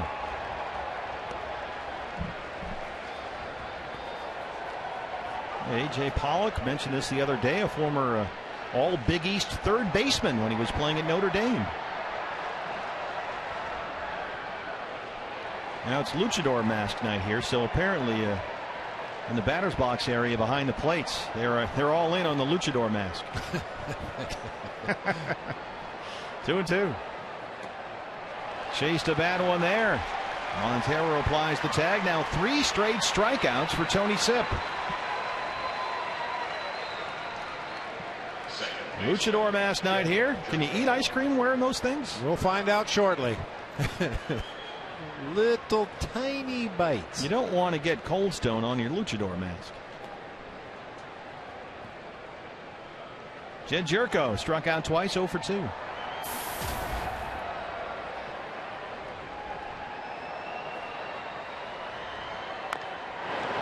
high chopper in front of the plate. Montero calls off Sipp. Miggy spins and throws, and it's a 1-2-3 fifth for Tony Sipp, who does a nice job after the Headley home run in the fourth. We'll head to the home half of the fifth. Diamondbacks down 8-1.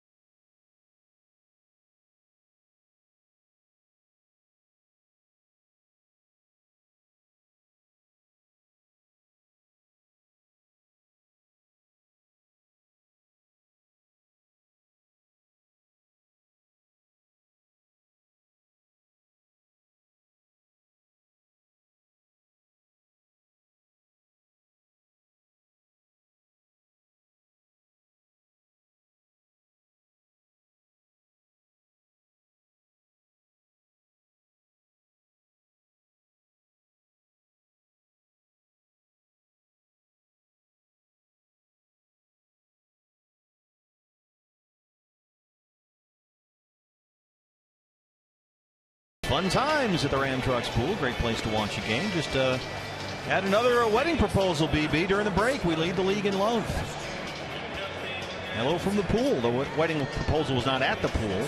That would be next level. And Andrew Kashner's got a big lead here as he will face A.J. Pollock to lead off the Diamondback fifth. Pollock will hit for the pitcher. Well, the way this game started for Andrew Kashner, you wondered if he'd even be in the ball game in the fifth inning. He walked 3 of his own in the first inning of this game, but got a double play off the bat of Martin Prado. Only the Miguel Montero opposite field solo home run, the only blemish for Kashner so far in this game. So A.J. Pollock will hit for Tony Sipp at .255 on the year. A.J., couple of singles, 2 RBIs, and a run scored last night in the series opener against San Diego.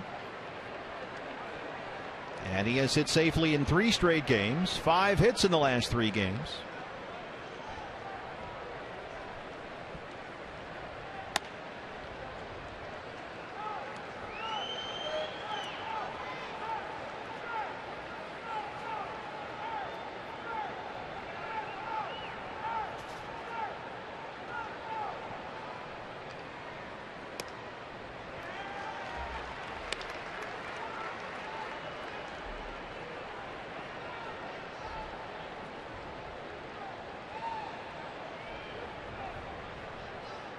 Pollock, Eaton, Parra here.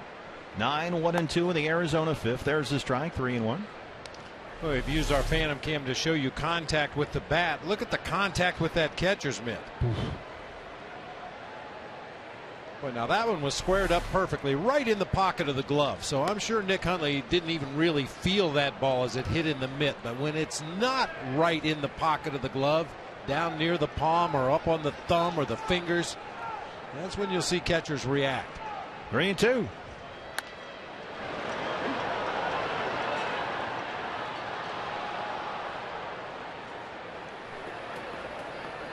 Talk about catching that ball perfectly in the pocket of the glove, and when you do that, it makes a resounding crack. Pitchers like catchers that can make their fastball sound fast. Dale Scott rings him up.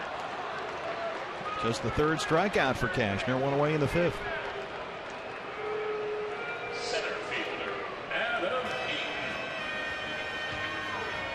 One thing we were told about Andrew Kashner, and it's certainly coming to fruition so far in this game, he holds his velocity throughout his start.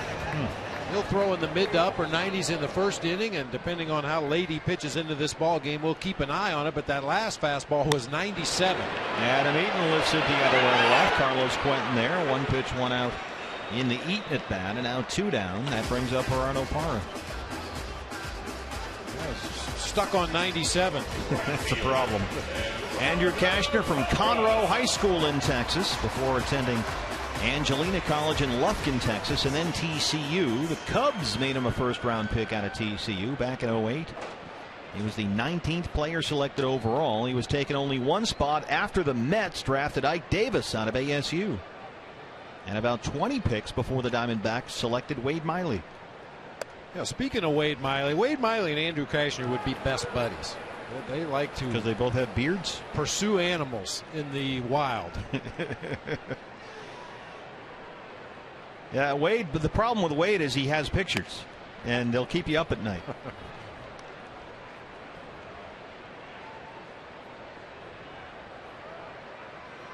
So Andrew's a big hunter? Big hunter, big fisherman. Yeah, when he was with the Chicago Cubs, he used to come to the ballpark after off days and have pictures of various animal carcasses and the fish that he'd caught on the off day. Hey, look at this. Josh Colementor throwing after they hit for Tony Sipp, so he'll apparently come out to work the 6th. Yeah, one of the conversations I'll most remember over the course of this year was about 15-20 minutes on a plane talking to Wade Miley about how to gut a javelina. There you go. It was horrifying. 3-1. Well, you got to get in there. See, you got to cut that gland out of there. Oh, God, no. Uncle. Make it stop.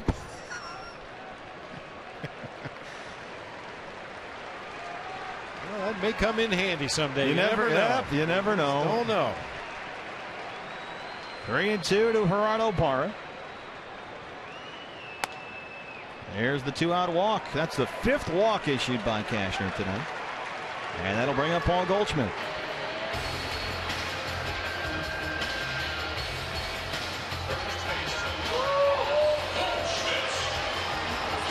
Kashner walked 3 straight batters in the first. Had bases loaded, 1 out, got a double play ball. They issued a 1-out walk to Montero in the 4th, got another double play ball, and now he has walked Parra with 2 outs in the 5th. Well, we filled the any other Diamondback slot. Let's get the rest of those checked off. Goldie walked and grounded out 0 for 1. Is there a way to measure clutch? Some might tell you it can't be measured, therefore it can't be valued. But there is a number. Goldie gone hat. It's become a thing. That's some nice work right there. The other guy's got a Parra hat. There is a number called win probability added that measures how individual players affect their team's win expectancy. Do the results of a player's at-bats push or shrink the team's expected chances to win the game? And win probability added is calculated into one number which rises or falls every game. Win probability added has a league average of 1. 3 is considered great. Paul Goldschmidt's win probability added is 4.7, which is the 2nd best in all the major leagues, behind only Baltimore's Chris Davis and well ahead of players like Posey, Votto, and Trout. So win probability added will tell you, and boils things down into one number, that Paul Goldschmidt does more to help his team win ball games with his hits than any other player in baseball after the Orioles' Chris Davis. 3-0. Goldie had the green light right there, 3-0, even trailing by 7 runs in this ball game. Gibby likes to turn his hitters loose, 3-0. Goldie rarely, if ever, swings at a 3-0 pitch. I think he figures Kashner's got to throw him another strike here, 3-1. And he drives it out of here. That ball is Goldie gone. His 23rd. Diamondbacks back in it.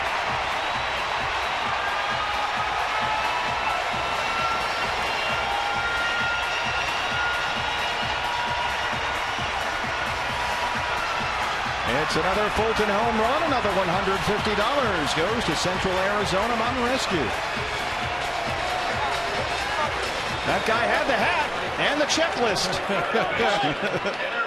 Working our way up the list, if you will. No doubt about that one. We talked about how he was in a mini slump. Not so much. Oh. The ball came off the bat at 101.5 miles per hour. A little better mood tonight, even though the team is still down by 5 runs. Montero homered in the second. Now Goldschmidt homers in the fifth. It's an 8-3 ball game, and still a ways to go here.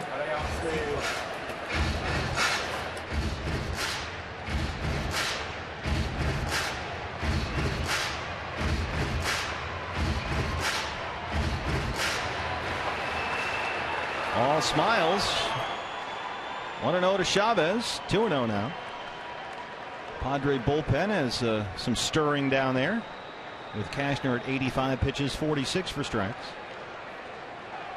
He started the year as a reliever, remember, so this is not a guy who goes real deep into games. Cashner has been over 100 pitches only 6 times all year. His high for the season is 107. He's done that 3 times, the last being June 18th. There's a strike to Chavez, 3-1. Paul Goldschmidt now 23 home runs and 85 RBIs. Win probability added, #1 in the National League.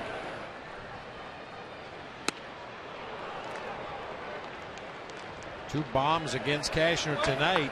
He had a stretch of 8 starts in a row where he did not allow a home run. 3-2 to Xavi. Dale Scott rings him up. But the Diamondbacks get 2 with 2 outs. A par, a walk, and Paul Goldschmidt is 23rd home run of the year. And the Diamondbacks are back in it. It's 8-3 through 5.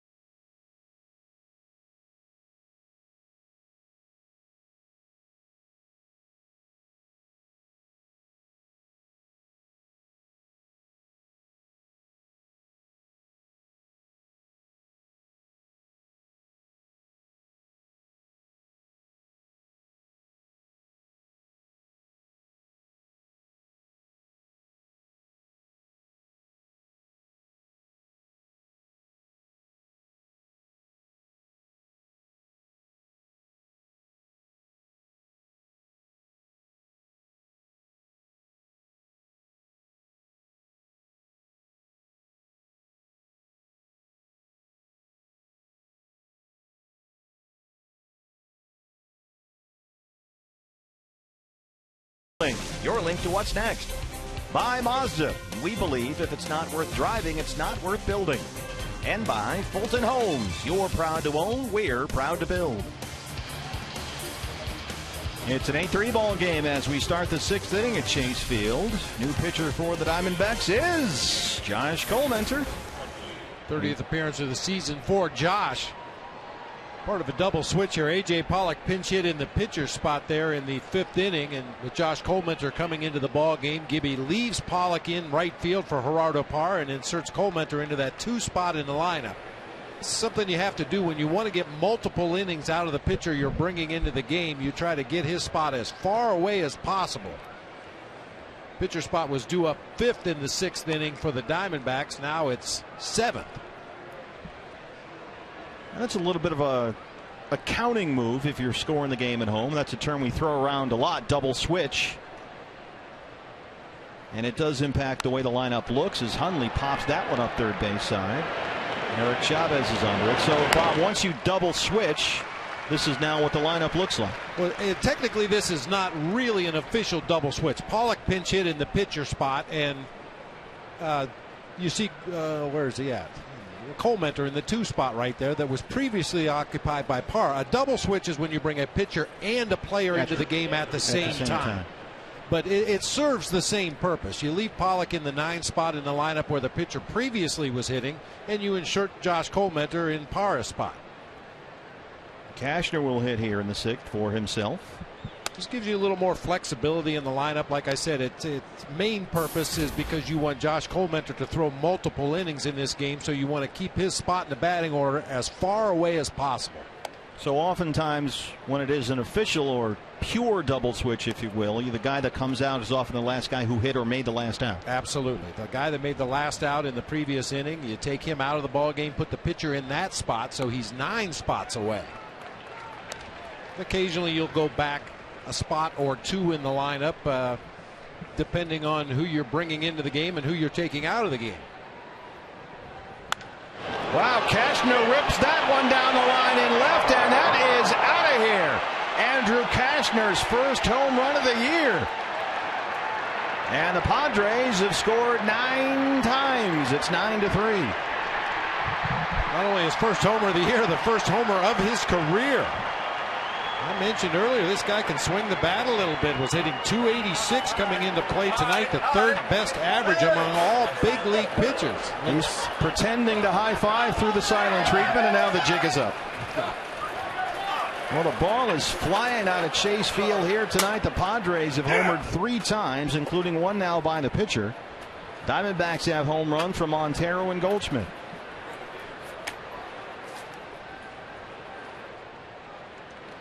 Everth Cabrera.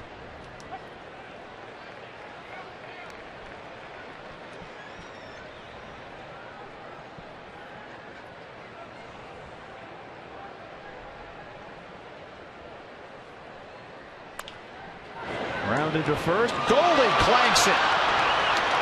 And Cabrera's aboard.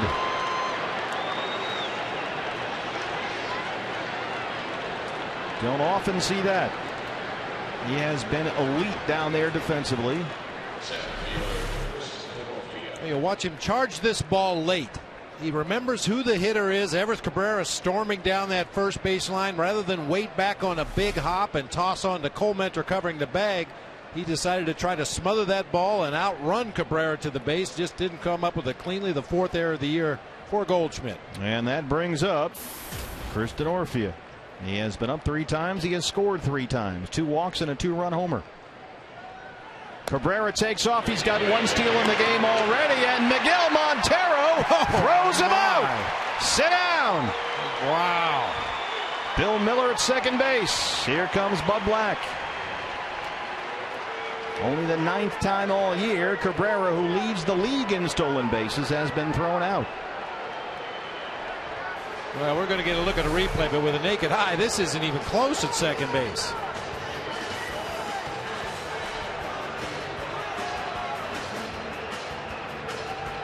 Quick tag by Prado. That's what really sold it, but yeah, he's in there. But we'll take it.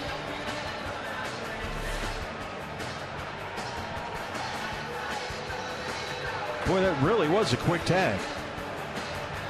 It's amazing how some guys seem to have the ability just to get that glove down quicker than others. So it might have created a bit of an optical illusion for Bill Miller at second base. In any case, Cabrera's thrown out. 2 down now. Base is empty for Denorfia.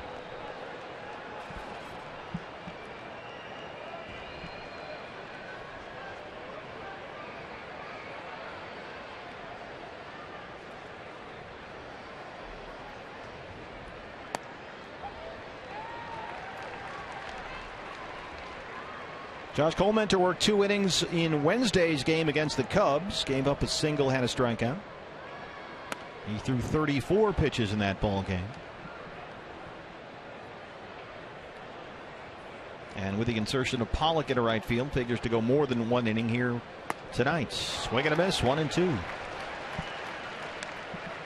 Josh Colmenter since the beginning of June, 3-2 with an ERA of only 2.05. He's been outstanding. 21 hits, 26 strikeouts in his last 30 2/3.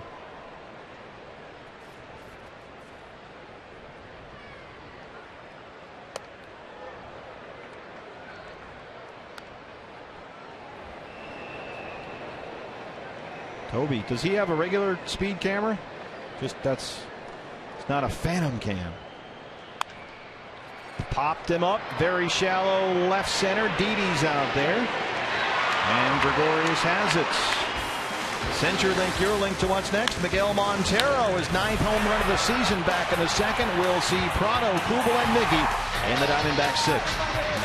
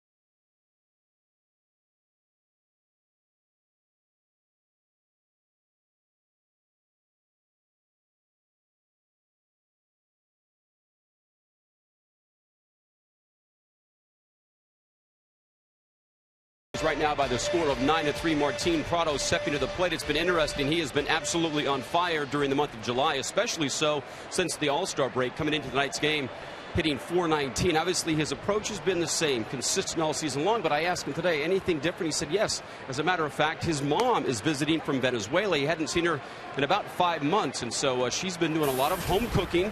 I asked him what was the specialty. It's rice and beans, pretty simple, but it's just the way she uses the seasonings, and so said it took him back to his childhood. And if that's what it is home cooking, got to keep her here for a little while longer. Chops it to Chase Headley at third. It's always nice to have the family in town, especially when you're playing so far away from home. Oh yeah, that comfort level, the familiarity. Mom knows what he likes and knows how to cook it. So Cashner, after a home run, his first career home run, retires Prado. 1 out. Here's Jason Kubel. Kubel is flied out and double, 1 for 2.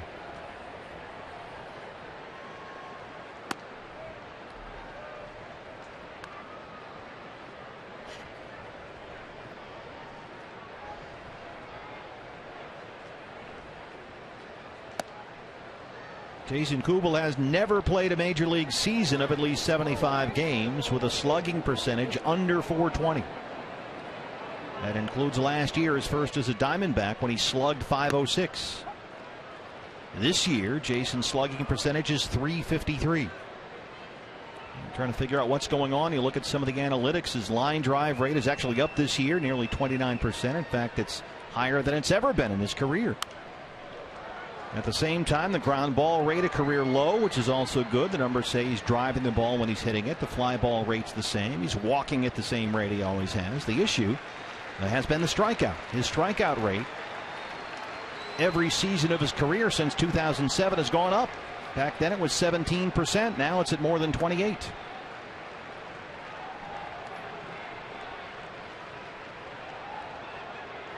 So, BB, it appears to be just based on the numbers, a contact issue. Yeah. And if that's the case, you start to think about your mechanics as a hitter at the plate. Am I seeing the ball as well as I should? Am I chasing bad pitches, or are they just making good pitches on me? I mean, we talk a lot about the video work that these players do down in the clubhouse between games and before games and after games. And, sometimes you're not necessarily watching your swing. You're just watching the pitches. Should I have swung at that pitch? Should I have taken that pitch? Hard to second, Jed Jerko. 2 down. Anytime the D-backs score 6 runs or more, Taco Bell is giving away 3 free tacos with the purchase of a large drink between 4 and 6 the following day at participating locations. The familiar walk-up music of Miguel Montero. 3 runs away from Taco. It's been a good week for Tacos. These 10-run games, 14 hits one night, 17 hits another night. Miggy homered in the second and walked in the fourth.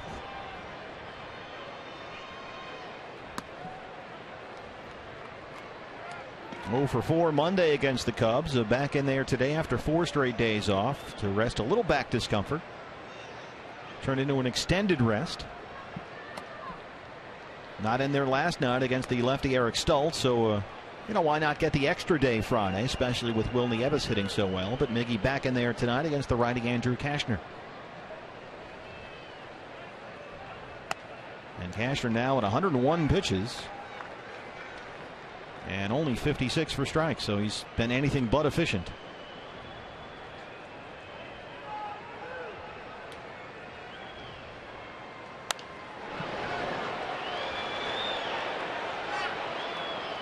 Been a good night for hats here. That's the guy that had the Goldie Gone hat. Now he's got a Miggy hat. He's got a little hat press out there or something. Some kind of business going. And he's got the old style t-shirt, BB, for the Chicago shout-out. Yeah. Chases that one up the Noe at 96, and that's the inning. A 1-2-3-6 for Cashner. We are through 6, and the Diamondbacks trail at 9-3. Hey, change your hats.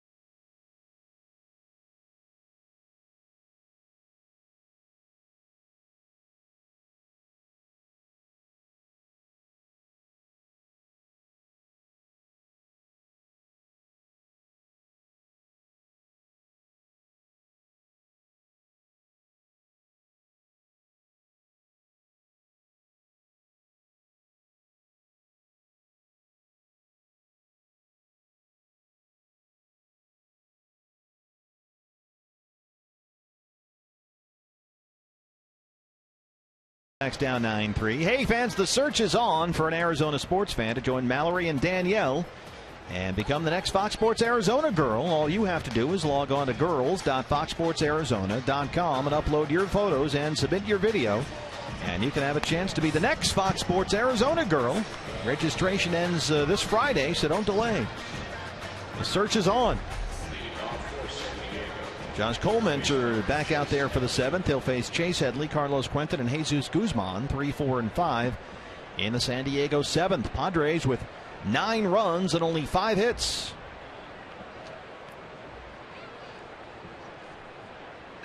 Headley homered his last time up. First pitch he saw from Tony Sipp.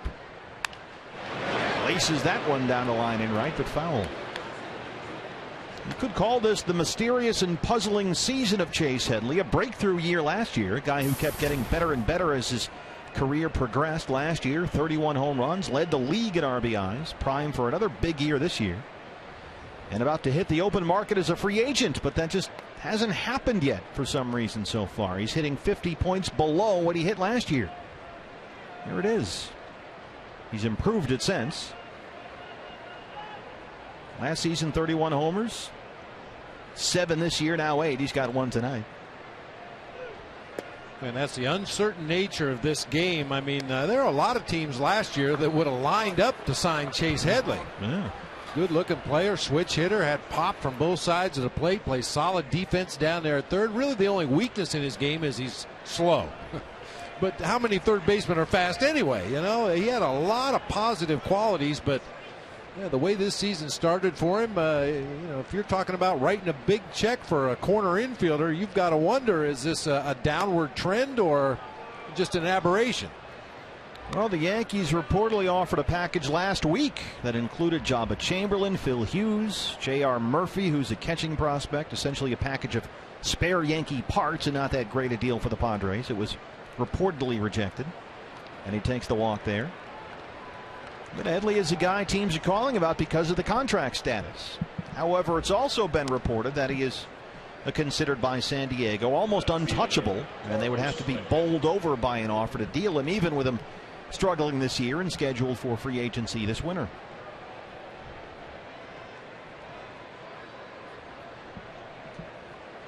Headley's a free agent. He has refused to negotiate a deal during the season, and that got a little sticky earlier this year after the Padres came out publicly and said they wanted to make him the highest paid player in franchise history, but he said no, we're not going to talk about that right now, and trying to work his way back after opening up the season on the DL with that thumb injury.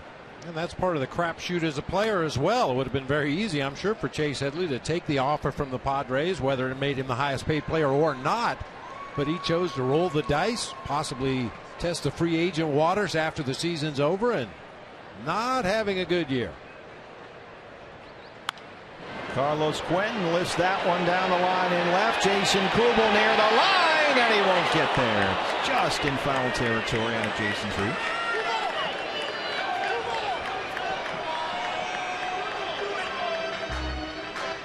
Oh, Bob, it's interesting because he's trying to explain what's happened to Chase Headley this year after opening the season on the DL with that bad thumb. And Phil Plantiers, the Padres hitting coach, pointed out the biggest issue for Headley this season was the fact that he started the year with that type of injury. And he talked about this, and you've talked about this, in fact, in this series, the critical importance of a hitter's hands as really their most important tool.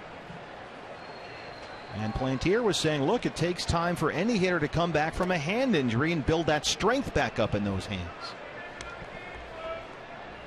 And you can see he's got that thumb wrapped up there. Holding on to the batting glove to make sure he doesn't jam his hand into the ground, sliding into second base. 2-1 to Carlos Quentin.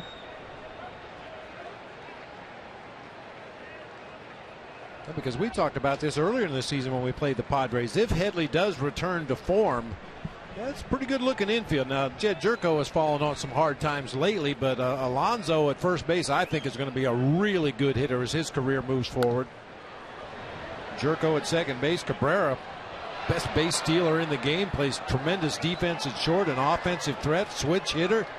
And then Chase Headley at third, also a switch hitter with some pop. There's a pretty good looking infield for the Padres moving forward if they can keep them together. And we've talked about the injuries they've dealt with this year and that core group in the infield, like Headley opening the season on the DL.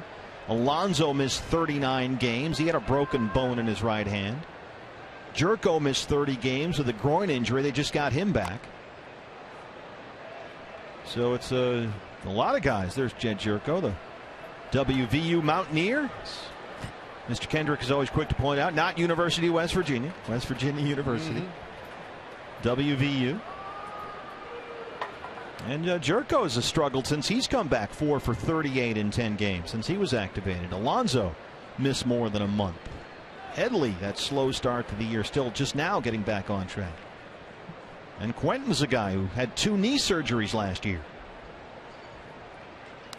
They lost their catcher, Yasmani Grandal, who had a very serious knee injury in a collision at the plate. Major knee reconstruction. He's going to be out at least a year.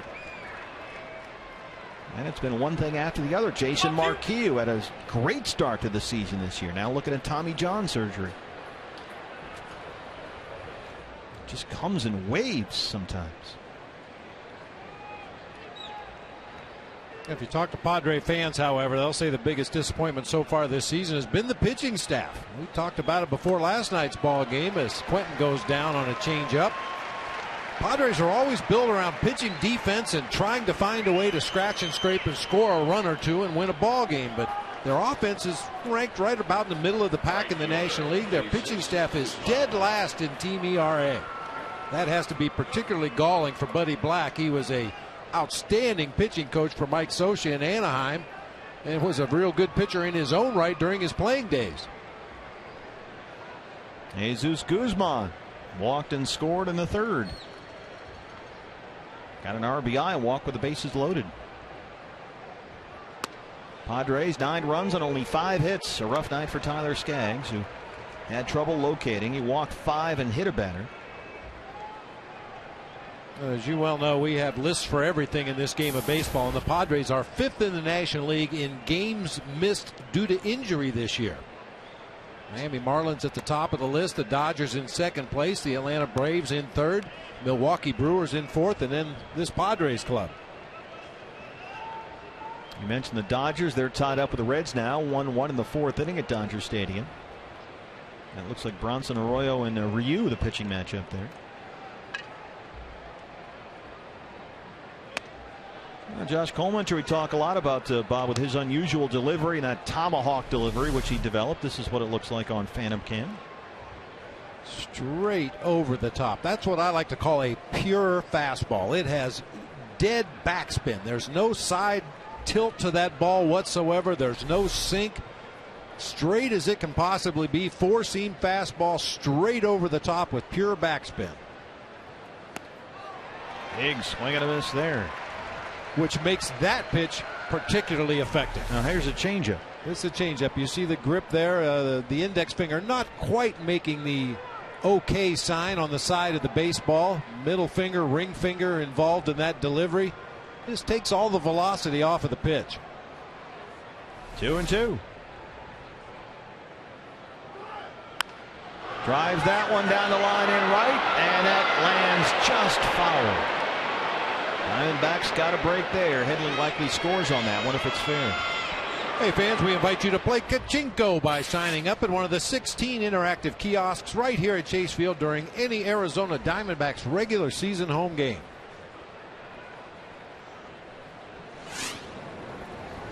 The view from the RandCrux.com pool area. She's got her phone in the pool. That's dangerous. I think that guy had his phone in the pool. What are you? Didi Gregorius, Martin Prado. They roll the double play. And Josh Coleman ends the 7th. We head to the home half. Diamondbacks down 9-3.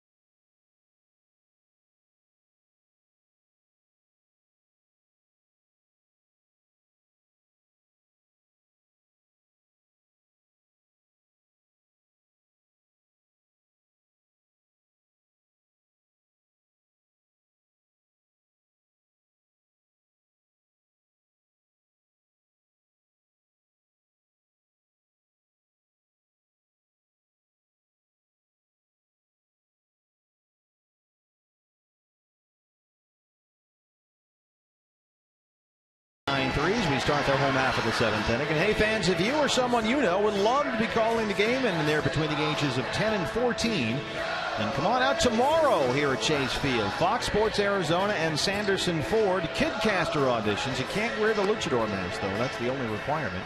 Auditions at the Sandlot here at Chase Field from 11:30 to 1:30.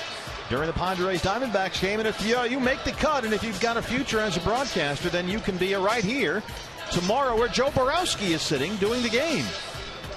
I thought Joe won the Kidcaster auditions. Well, he's just got that baby face. Yeah, there you go. What happened to Tyler Skaggs?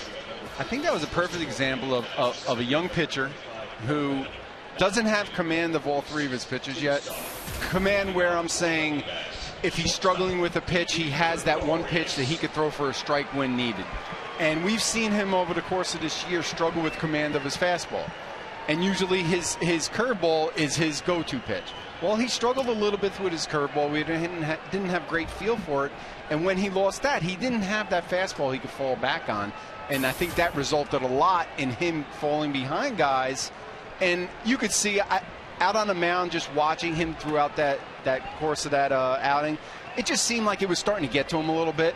You know, he wasn't able to step back off the mound, take a deep breath, and then refocus. It just seemed like the whole world was on his shoulders, and he was just really struggling with it. Tim Stauffer out there for the Padres. You saw their defensive changes as Bud Black will often shift around his outfield defense, especially late in the game. Venable is now in center, and Denorfia has moved to right. So quite a difference here this season. And some of the young guys, this is part of, we always use the little finger quotes, developing a young pitching staff. This is part of that involves growing pains, right? And you know what you do is, instead of worrying about what happened in your outing today, a good thing for Tyler to do is learn from what happened today. Take it as an experience and say, all right, what do I need to do in order to those days where I'm struggling and I don't have my best stuff and I can still go out there and pitch 5-6 innings. And I think for Tyler, I think the glaring thing is he needs to get better command with his fastball. Well, it's funny because last time out, his last start against the Cubs there, Joe, he didn't walk a single batter. No, and his curveball was fantastic that day. Gosh. And the one good thing that worked against a team like the Cubs is them being so aggressive. When he's throwing that curveball, they're up there. They don't want to walk. They're up there trying to swing and everything. So he used that against them. But against teams that may be a little bit more patient, that's when he's going to have trouble if he can't rely on being able to locate that fastball, 80% of the time. Yeah, we had Daniel Hudson up here in the booth earlier in the game, and he was talking about specifically Everth Cabrera, but you could say the same thing about a lot of hitters in this Padres lineup. That one's lined in the right at Denorfia for an out. That flat bat through the strike zone, keeping the bat in the zone for a long time, and this Padres lineup is filled with guys like that. Well, not anymore. She's on there. Adam Eaton now. He's been on TV once, so Stauffer in there. 2 quick outs. He'll face the top of the order. And Joe, I'm sure you've seen it many times playing and watching this game. There are certain pitchers whose stuff matches up well against an opposing team, and other guys' stuff just doesn't work well against some teams. And that's why I think it's so important for your secondary stuff to be there, Bob. I mean, I remember when I was going earlier in my career and I was up and down between AAA and the big leagues, a lot of times I struggled with command of my fastball. And that was always the same thing that they told me when I was getting sent down. We want you to go down to AAA and we want you to work on fastball location. And no matter how good your other pitches are in this league, it always comes down to fastball. Everything comes off of your fastball. So you know that if you absolutely have to throw a strike on this pitch in this situation with this count, you can do it. Yeah, absolutely. And that just, and not that you're going to every time, but the confidence that you have in your head that you can almost wills yourself to. 2-1 to Adam Eaton. 0 for 3 so far. That's chopped to first. Round to Alonso. Well, Joe, usually with you it's offense. This time, very efficient outing. Nice work. Tough day for me today. We'll see you on the post-game show. Thanks.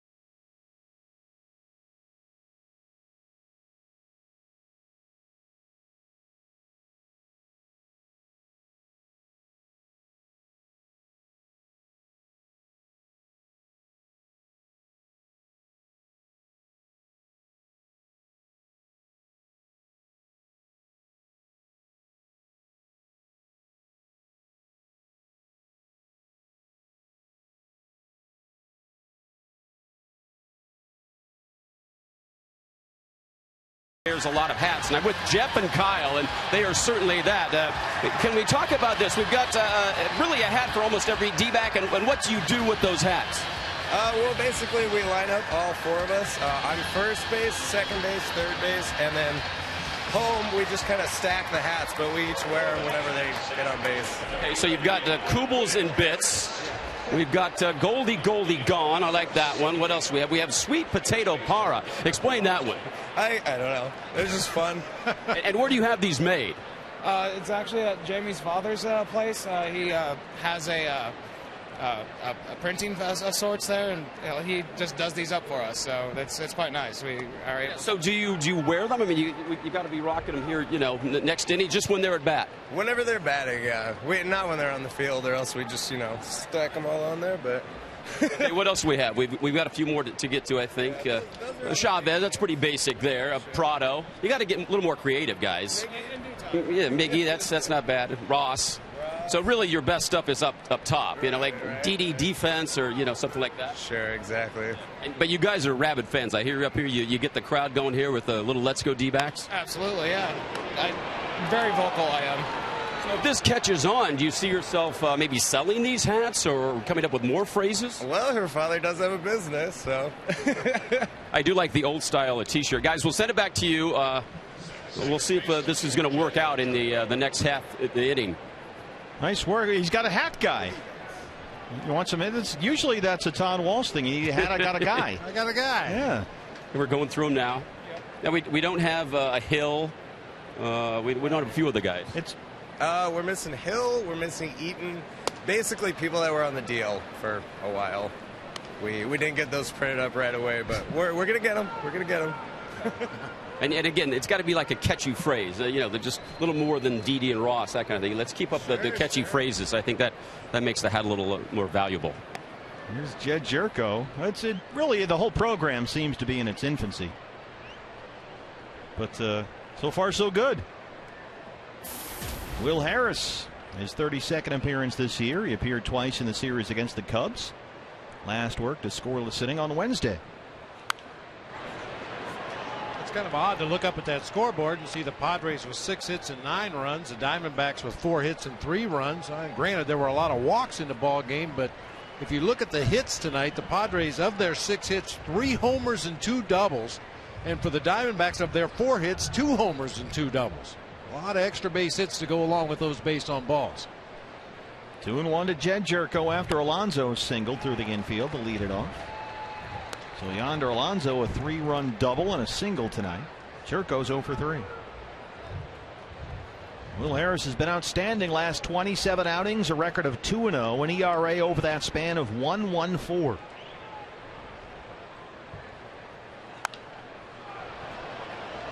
Last 24 innings, Will Harris has given up only 19 hits and recorded 28 strikeouts.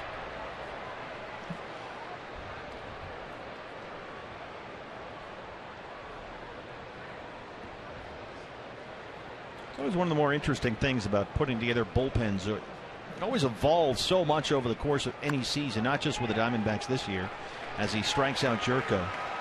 But every year, there's always a guy, Bob, that seems to come out of nowhere, and then you look up in July and August, and wow, this guy's been terrific. Where'd they find him? And it's not always easy to explain how that happens to a guy like Will Harris, who's bounced around with a couple of different organizations, been flushed out. But you come to the Diamondbacks, and maybe it's just the terminology that Charles Nagy uses to talk to Will Harris about his delivery and about his stuff. Maybe it's working with different catchers. You don't really know what the trigger point is, but you look at the stuff that Will Harris features. He's very solid, very consistent with that cut fastball, commands it well on the outer third to right-handers. Got that good over-the-top curveball. Basically just a 2-pitch guy, but he's commanded them both very well. And the Diamondbacks have found a diamond in the rough, hopefully.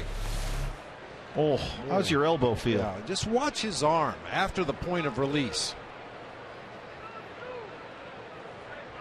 This turns out, elbow snaps down toward the ground. Man, that's painful just to watch. You wonder why pitchers have so much arm problems. It is amazing. The human body is not designed to do that. No. All that torque on that elbow. Well, that's what they say eventually is going to be the problem with Steven Strasburg. You know that whole inverted W thing he has going here, where he sort of has that weird delivery and puts all that stress and strain.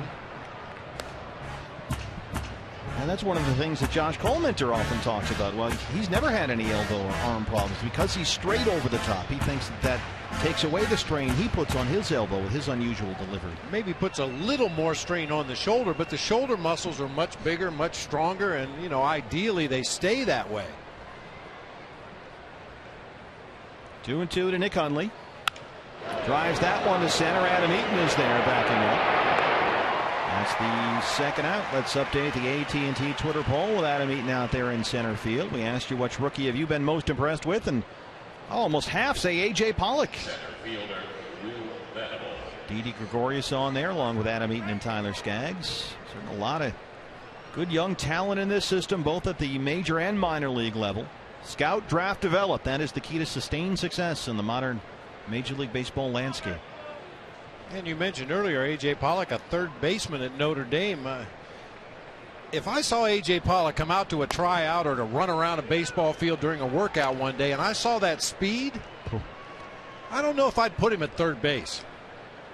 I mean, a third baseman, if you can move a couple steps to your right or left, that's enough. You don't need any speed to play third base, just a little bit of quickness and some soft hands. Venable hitting here. See a guy run like A.J. Pollock, I want to get him out there in that grass where he can turn it loose.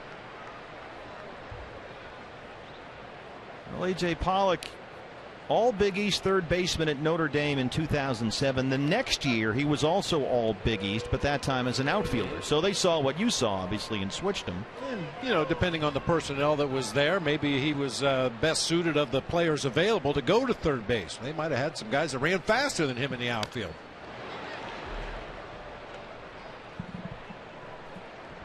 Well, it's in the genes. AJ's dad, Alan, was a rugby player at Boston College.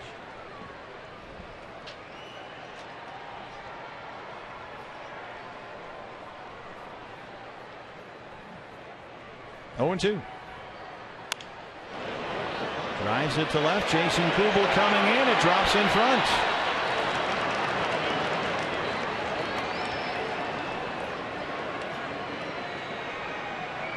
So the two deliveries here, talking about the stress and strain on an elbow. Josh Coleminter straight over the top. Will Harris basically regular, right? Yeah, you can see Will Harris gets a lot more flex in his elbow as he prepares to throw that breaking pitch right there. And Josh Coleminter, because he has that straight over the top delivery, not nearly the same kind of flex. And by that I mean pulling the palm of your hand up toward your shoulder before you deliver the ball.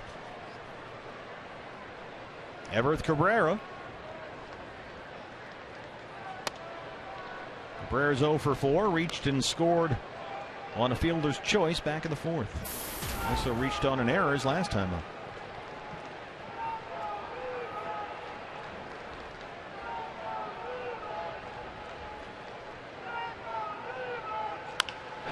Chop to first. Goldie's there near the line. Spins and throws. Harris covers, and that's the inning.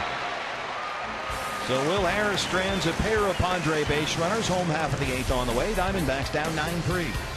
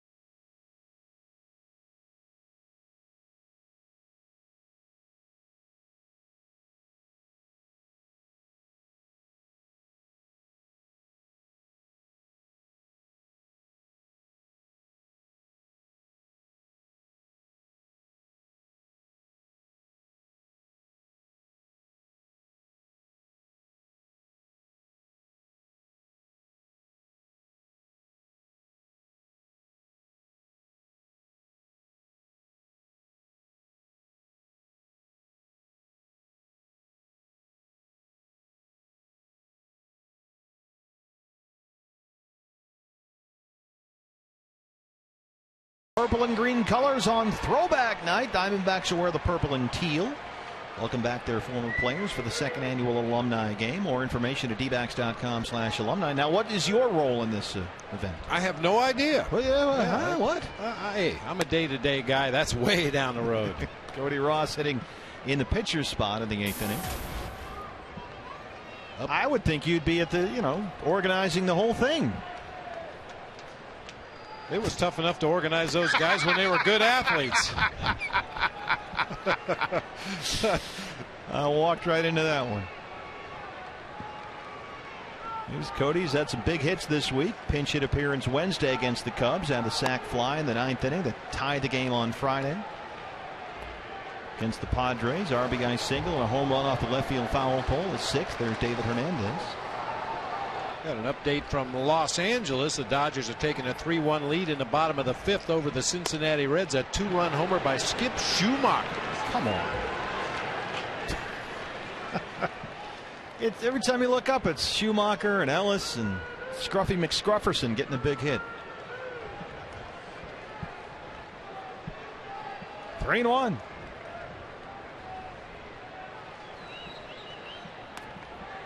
There's a leadoff walk for Cody.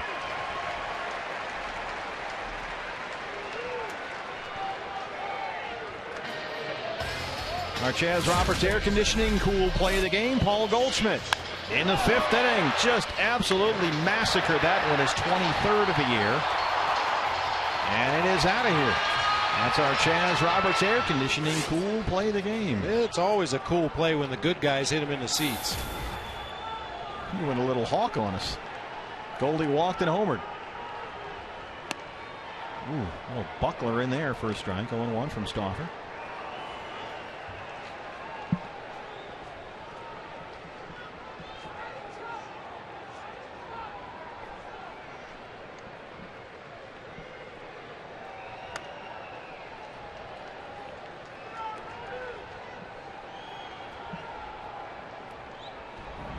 Paul Goldschmidt 5th in the league in on-base percentage, 4th in slugging, and 3rd in OPS, which is on-base plus slugging.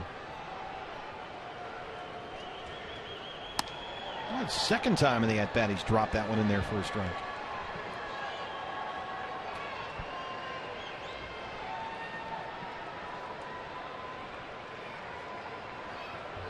Try it one more time.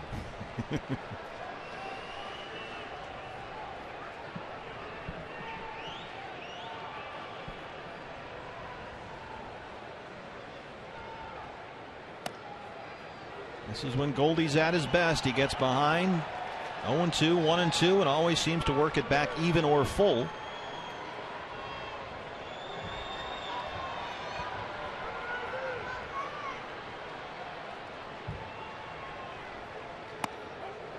Dale Scott gives Stauffer the strike. That's his first strikeout tonight, 1 away. Third baseman, Eric Chavez.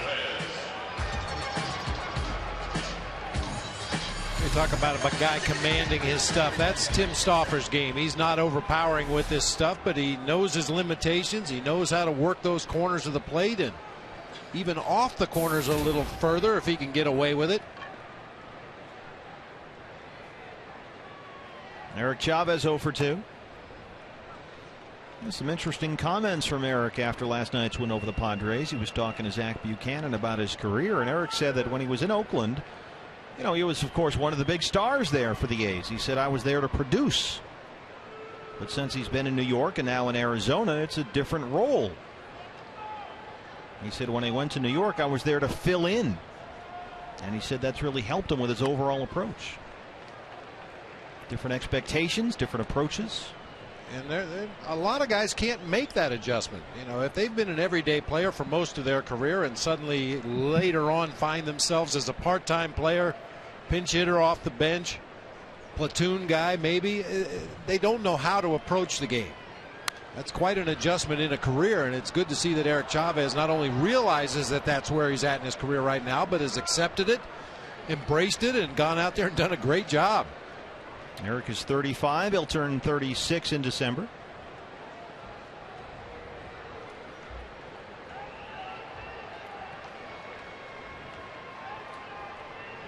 2-1. And much like Miguel Montero, Eric this year, Bob, seems to be at his best when he's driving the ball to left center. He's got such good action with his hands and his wrists at the point of contact. We were both shocked early in the season the kind of carry that he was getting on fly balls to left center and left field. But when you really looked at the swing and slowed it down, it was all that action at the point of contact. Popped it up to center. Venable broke back, now comes in. And he's got it for the second out. Well, Kevin Towers, when speaking with Brian Cashman, the Yankees GM, who of course had Eric for 2 years, the last 2 seasons, KT said that Cashman told him Chavez drives the ball to the opposite field as well as anybody the Yankees have had. And he has certainly continued that here as a Diamondback. Time to switch hats now. Yeah, okay, Prado hat goes on. Ross is on first and Prado is up, so that's the system.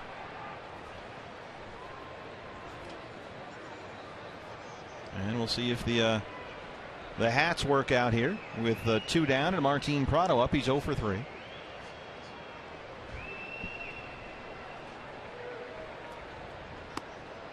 There's the strike. Cody Ross on first after the leadoff walk. Diamondbacks have been out hit 7-4. They trail at 9-3. One more against the Padres tomorrow. Then it's on the road. Tampa, Texas, Boston next week. Including a rough stretch for the D-backs. They have to make up a rain out in May in Texas. It was supposed to be an off day between the series in Tampa Bay and Boston. So now instead the D-backs will play 3 games and 3 nights in 3 cities. It's like an NBA schedule. They go from Tampa to Texas to Boston, 3-night games and 3 nights. Against 3 very good teams. Well, they did catch a break with the Rays this week. Tampa Bay got a game rained out against the Red Sox. So just the way the dominoes fell there, it looks like the D-backs will avoid David Price for Tampa Bay. So they sort of caught a break there. David Price and Matt Moore have been pitching for the Rays. You want to avoid both of them if you can. And it looks like the Diamondbacks are lined up to do so. Yeah, the Rays and the Red Sox have the best home record in all of baseball, both sitting at 34-19 going into play today. Boy, Tampa Bay's, they're a good team. 2-2 to Prado. And I'll tell you what, that Will Myers trade they made with Kansas City is going to go down as one of the best / worst trades in the last quarter century.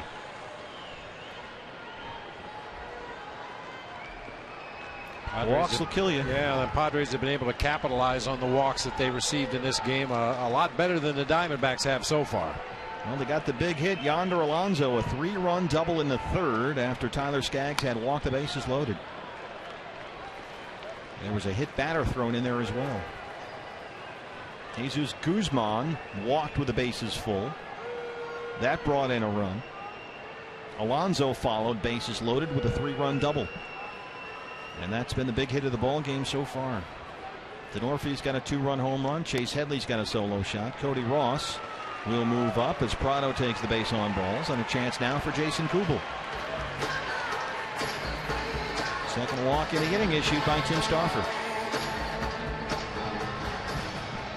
All right, so now Prado was on second, or Prado's on first, pardon me, so he gets the hat. Now Ross moves up at base, and now the Kubel hat is up. So there's a system in place. They need more people, though.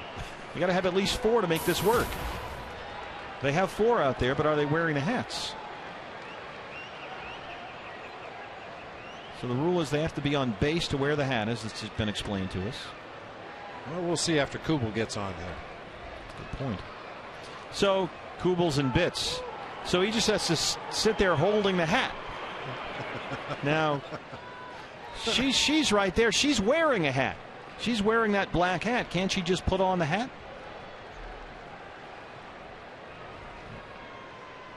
Not familiar with the system. Well, the 2 people who have to wear the hats of the current base runners can wear the hats, and the 3rd person could hold the hat of the hitter that's up there. But she's wearing her, super cool New York black hat.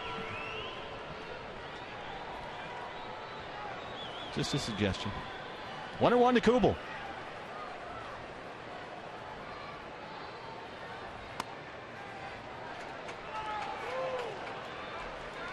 It's right back to that superstition thing we were talking about. It all works.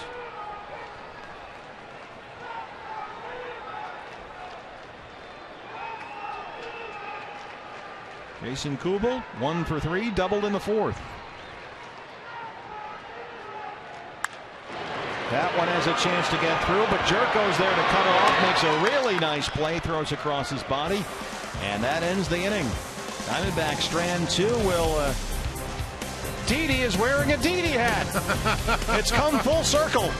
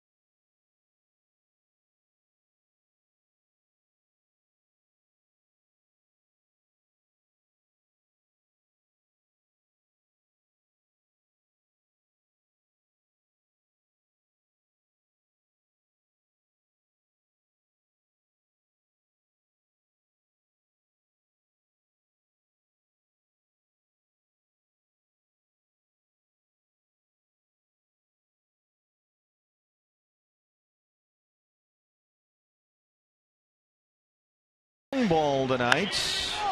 It all started with Chris Denorfia, 2-run shot in the fourth. Very next hitter was Chase Headley off the new pitcher Tony Sipp. He greeted Sipp with a solo shot.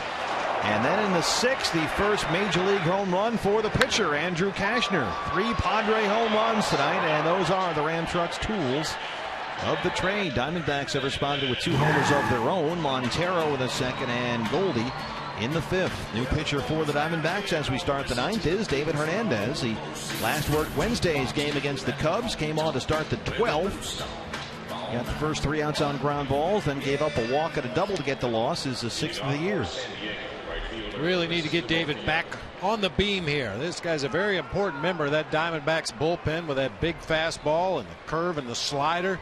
He's had a rough go of it lately. His last 11 games, an 0-2 record with an 8.71 ERA, 10 earned runs in 10 1/3 innings pitched. Denorfia way out in front of that one for the first strike. And this is usually how you go about trying to get a guy's legs back underneath him on the mound. Get him into a very low pressure, low stress situation.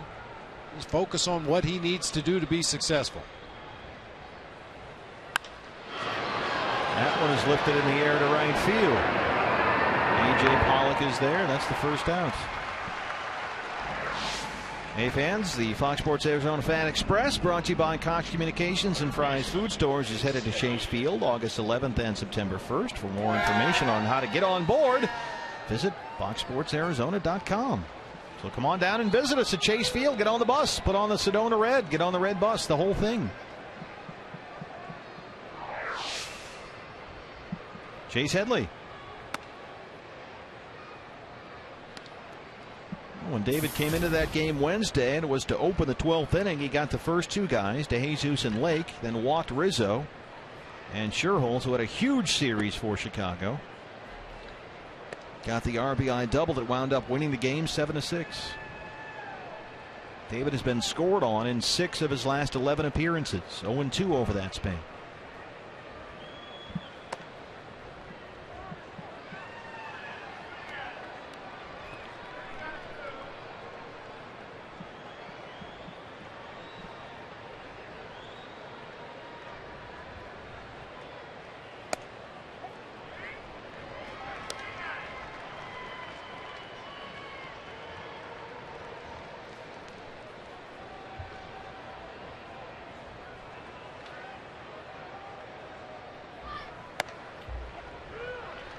3-2. Carlos Quentin is on deck.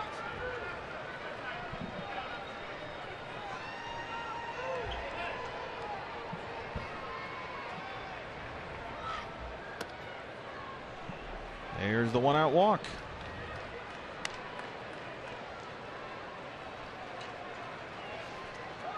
We were told coming into this series that that pitch right there that ended up being ball 4 had been real problematic for Chase Headley. As a left-handed hitter, he was chasing a lot of right-handed sliders down and in. Got into a tough situation there, went to that pitch, and that time he was able to lay off. So if you're one of the advanced scouts here watching the ball game tonight, you definitely have to make a note of that. You thought you might be able to get Headley with that slider down and in. Well, he's starting to lay off of that pitch. We got to come up with another plan. Well, he certainly turned his season around. It had been a long struggle for Headley with that thumb injury at first and then a long slump. In fact, he had one 48-game stretch during which he hit only 180. But he's looked a lot better lately. He's hit better than 310 since the 4th of July holiday. Starting to come around.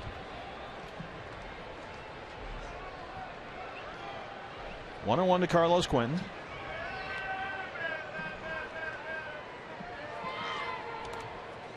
That one gets through Miguel Montero, and Headley moves up to second.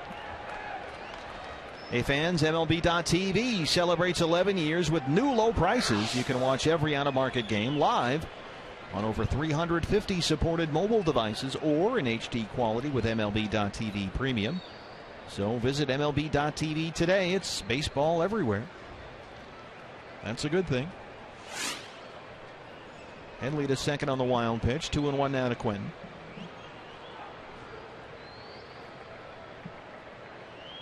RBI double in the first, walked and scored in the third. Drives that one to short. It's by Didi Gregorius, and it gets into the gap in left center. And they will wave Chase Headley. Throw to second base. Headley scores the 10th Padre run. Diamondbacks trail it by 7. Second RBI hit tonight for Carlos Quentin.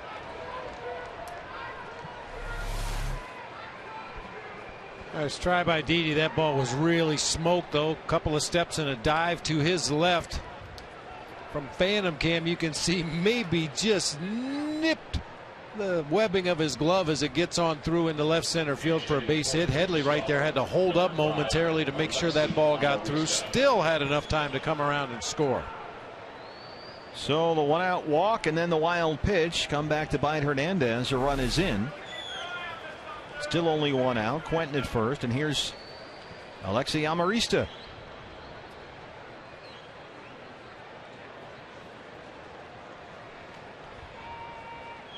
Amarista hitting in Guzman's spot. The little ninja, 5'8", 152, hitting 262 on the year.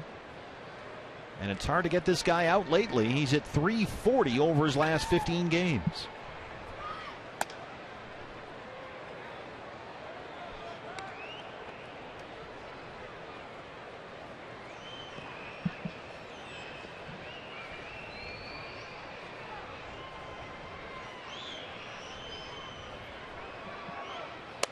He's a left-hand hitter with big platoon splits as David gets it up there at 97. He's 130 points better against righties than he is against lefties.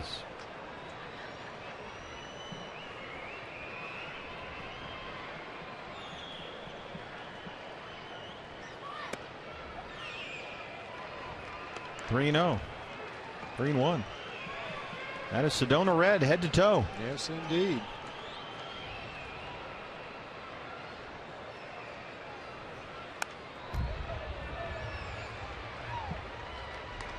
Don't let Amarista's size fool you. Phil Plantier, the Padres hitting coach, describes him as a slugger at 5'8", 152.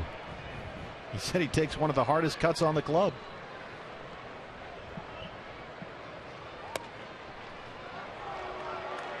Two walks and a single in this inning issued by David Hernandez.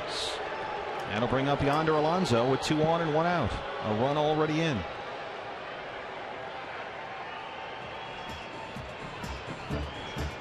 Charles Nagy.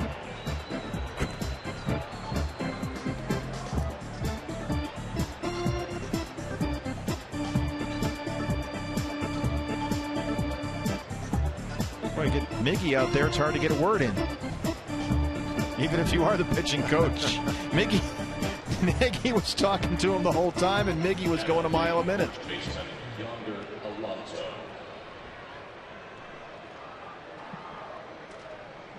So Quentin on second, Amarista at first, and Yonder Alonso's up. He's 2 for 4. 3-run double in the third. He singled his last time up. Now, why do you like this guy so much in terms of what do you see that tells you he's going to be very successful for a long period of time at this level? I've just seen him play enough ball games and face enough really good pitching. I like his approach. He has for a big guy that hits the ball with power, he has a flat bat through the strike zone. That plane, you mean? Yeah, rarely gets fooled by off-speed pitches. Occasionally he'll be a little tardy on a fastball, but that keeps him up the middle of the field. He's not fooled as much by off-speed pitches. I just think he's got a chance to ultimately be a really, really good hitter. He's already pretty good. He's going to get better. This is his age 26 season, Yonder Alonso from Cuba. First round pick by the Reds in the 08 draft out of the University of Miami, the U. He was the 7th player selected overall that year.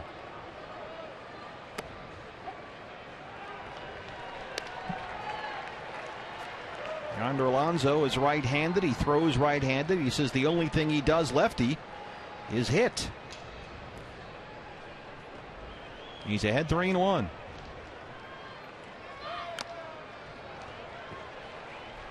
Yeah, the big issue for Alonso was, where do you play him? He was just an unmitigated disaster in left field for the Cincinnati Reds. They worked hard. He worked hard, but just didn't have the natural instincts and the speed to be a good outfielder. Has found a home here in San Diego at first base.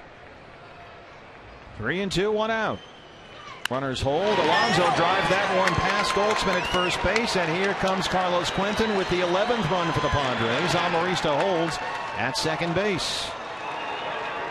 4th RBI tonight for Yonder Alonso. 2 walks and 2 singles now in the inning against David Hernandez.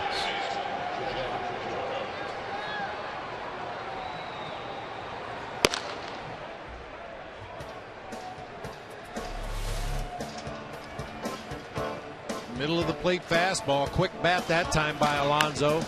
Jerks it past Paul Goldschmidt into right field.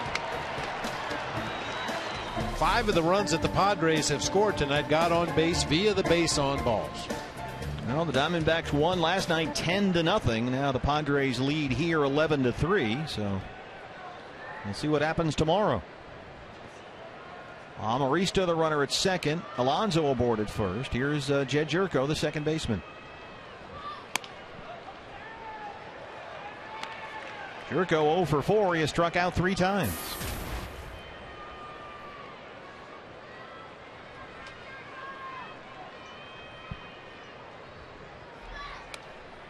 That one off the glove of Miggy, and the runners will move up 90 feet.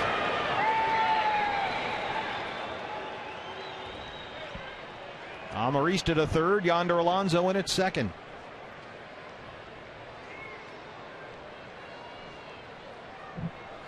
I'd expect pass ball on the first look. That ball wasn't in the dirt, wasn't even really that far off the outside corner. Miggy just clanked it off the glove. That will be a pass ball. 1-1 to Jerko. Took something off. 1-2.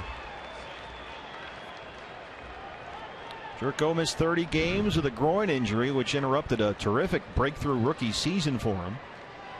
And he is just 4 for 42 since he was activated off the DL. And he strikes out. That's the second out of the inning. 2 down in the 9th. That's the 4th time tonight Jerko has struck out.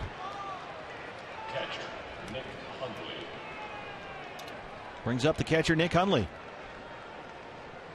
Hundley was the starting catcher for most of the season while Yasmani Grandal was serving his 50-game suspension for a positive testosterone test last year. Grandal returned from that suspension in the end of May, but then on July 6th he blew out his knee in a game against the Nationals. Anthony Rendon slid into his right leg, which was left exposed and out over home plate. Significant damage to his ACL and MCL, so he'll be out up to 1 year. So they have Hundley and Rene Rivera here as the two Padre catchers, 0-2.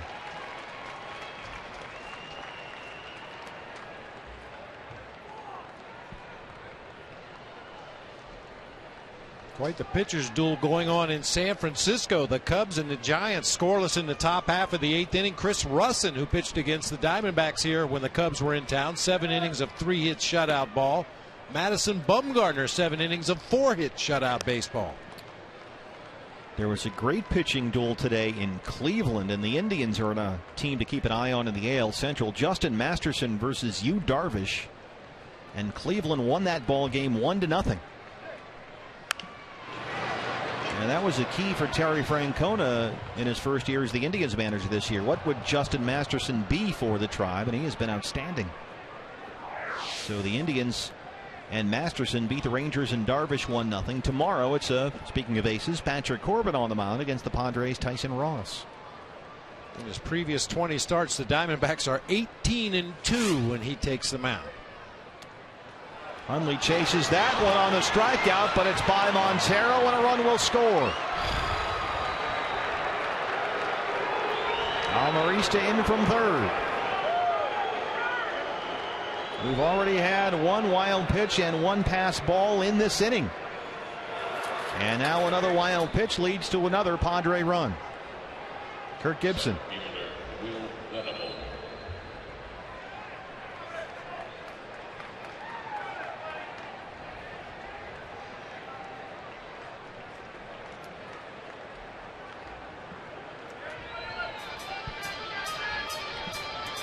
Pitching change at Chase Field. We take a break. Padres lead it 12-3.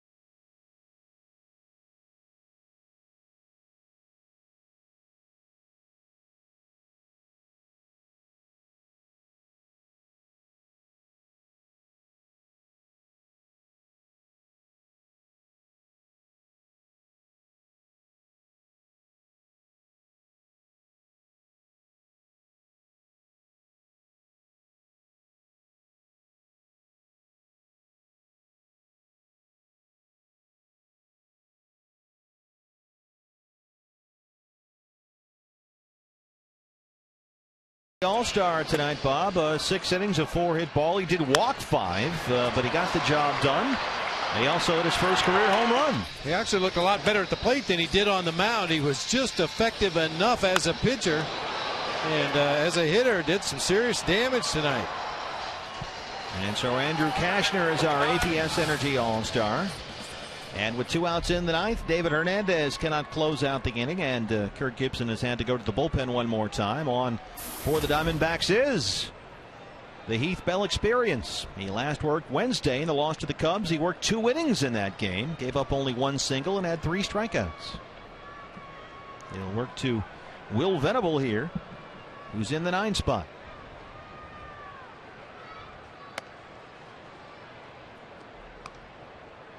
So even when David Hernandez records a strikeout, it turns into a run. That's just the way things have been going for David lately. A couple of balls, in fact 3 balls in that half inning got by Miguel Montero.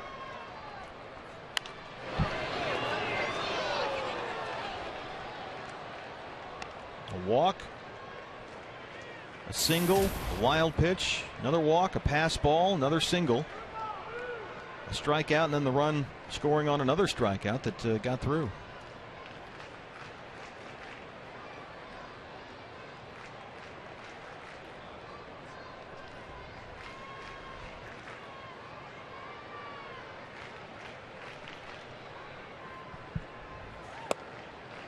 One and two.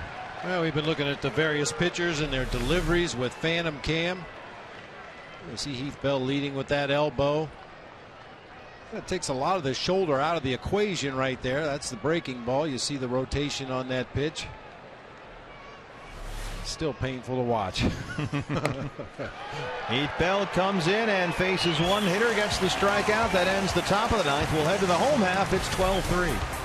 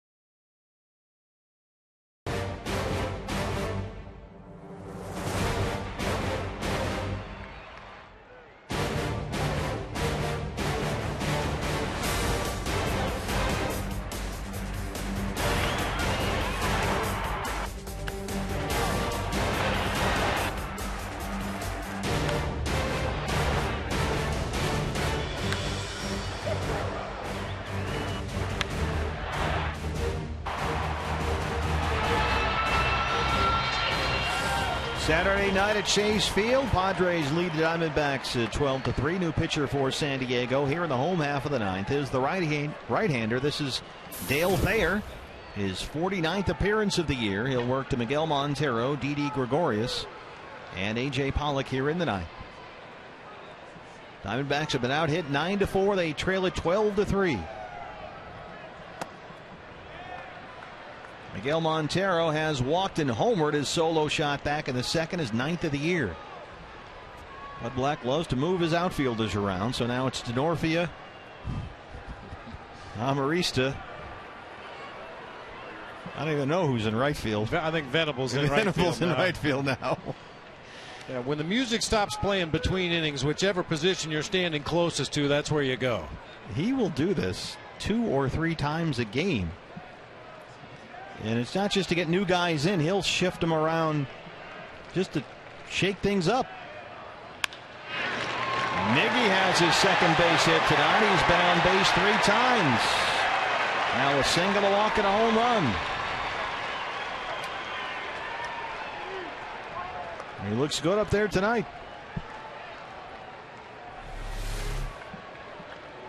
Shortstop, Didi Gregorius. Here's Didi, who doubled in the second. He's 1 for 3.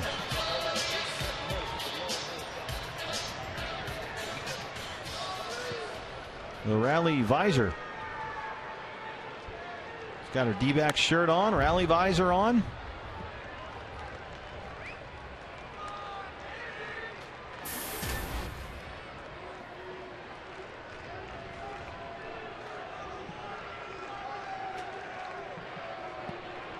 The rally luchador mask.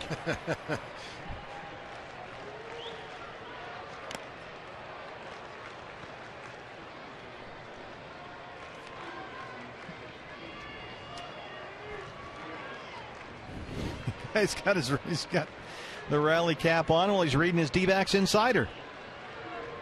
Reading about the artwork of Didi Gregorius, who's up there at the plate.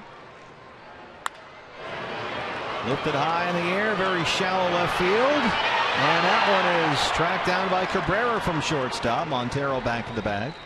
That's the first out here in the bottom of the ninth. We saw a ground ball up the middle of the field by Jason Kubel, played by Jed Jerko. We're going to take a look at it on our Phantom Cam. The ball hits in the heel of his glove. Look how it rolls all the way down the webbing. That's why he pulls his left arm up close to his body there to make sure the ball doesn't come out. Able to get it into his bare hand and throw on to first for the out. That's a nice adjustment right in the middle of the play. As the ball was in his glove, he made an adjustment.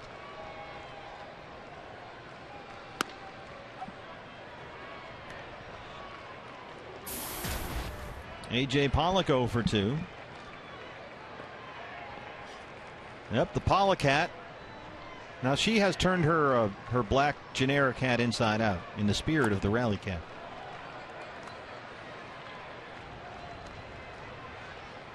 I got to say, that's got to be exhausting. It's trying to keep up with the hats, and he's got to hold it up there while AJ is at bat, and according to his own rules, he's not allowed to put it on his head until he reaches base. So if you have one of these long, drawn-out at-bats where a guy fouls off a bunch of pitches, the homeboy there is just sitting with his hand up like he's hailing a cab. Bad on the rotator cuff. Yeah. Put that in your Phantom Cam.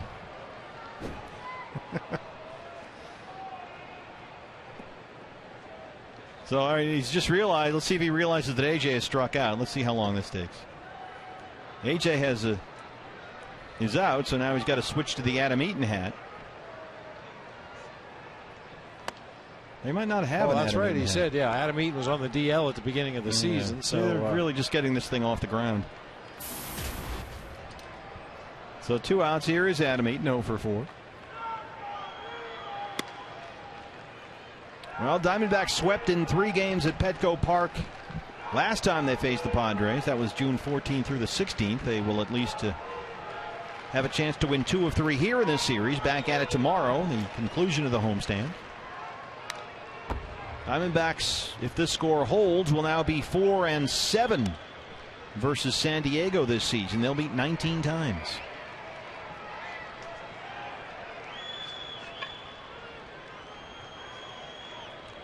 Dodgers right now are beating Cincinnati. They lead the Reds 3-1 in the 7th. So if everything holds here, they'll drop a game and a half back, but hold the phone. Adam Eaton chops one up the middle. That's Adams' first base hit tonight.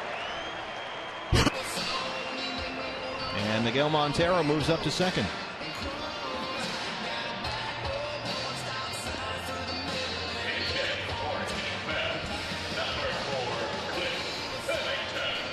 Pitcher spot is up now, and Cliff Pennington will step in.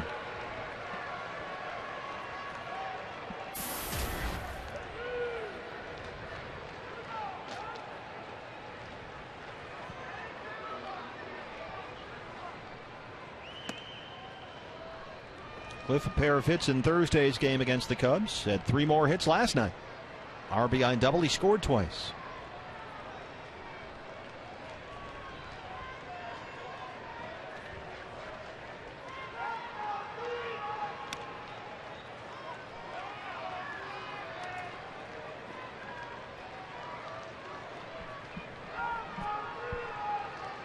Montero at second, Eaton at first.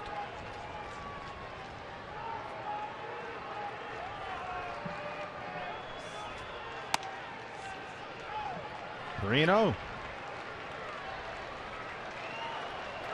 Cliff Pennington batting 193 on May 27th. That was after the first game of a doubleheader against the Rangers here. He won the second game with a walk-off hit, and since then, Cliff has hit better than 290. And he's raised his average for the season by almost 50 points.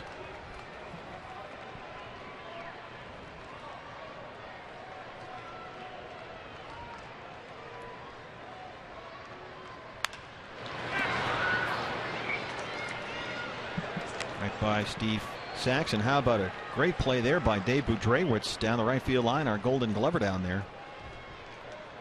That was moving, that one. Tough hop.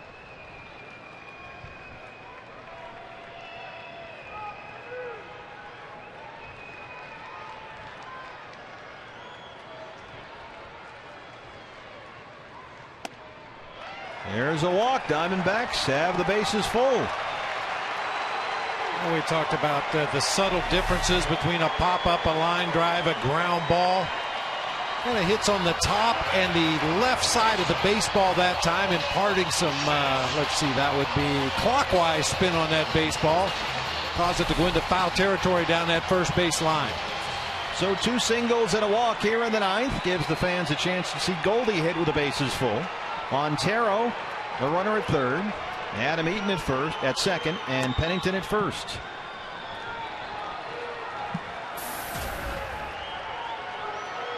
Goldie, a 2-run home run in the 5th, his 23rd of the year. The rally glove is on. They have a Goldie hat. Heads up, Governor. Just missed the Governor and Tom Candiotti in the radio booth.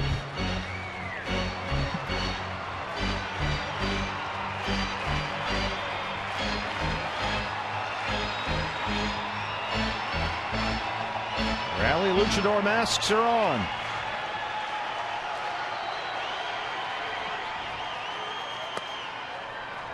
Two and one.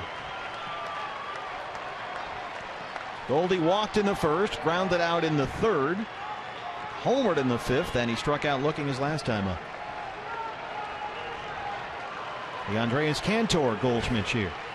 That one is hard, but right into the glove of Everett Cabrera, who makes a leaping grab to win the ball game. And it ends like that for Paul Goldschmidt of the Diamondbacks. It's a 12-3 Padre win, and they even the series at a game apiece. We'll be back tomorrow for the deciding game, taking some more RBIs away here from the RBI leader in the National League.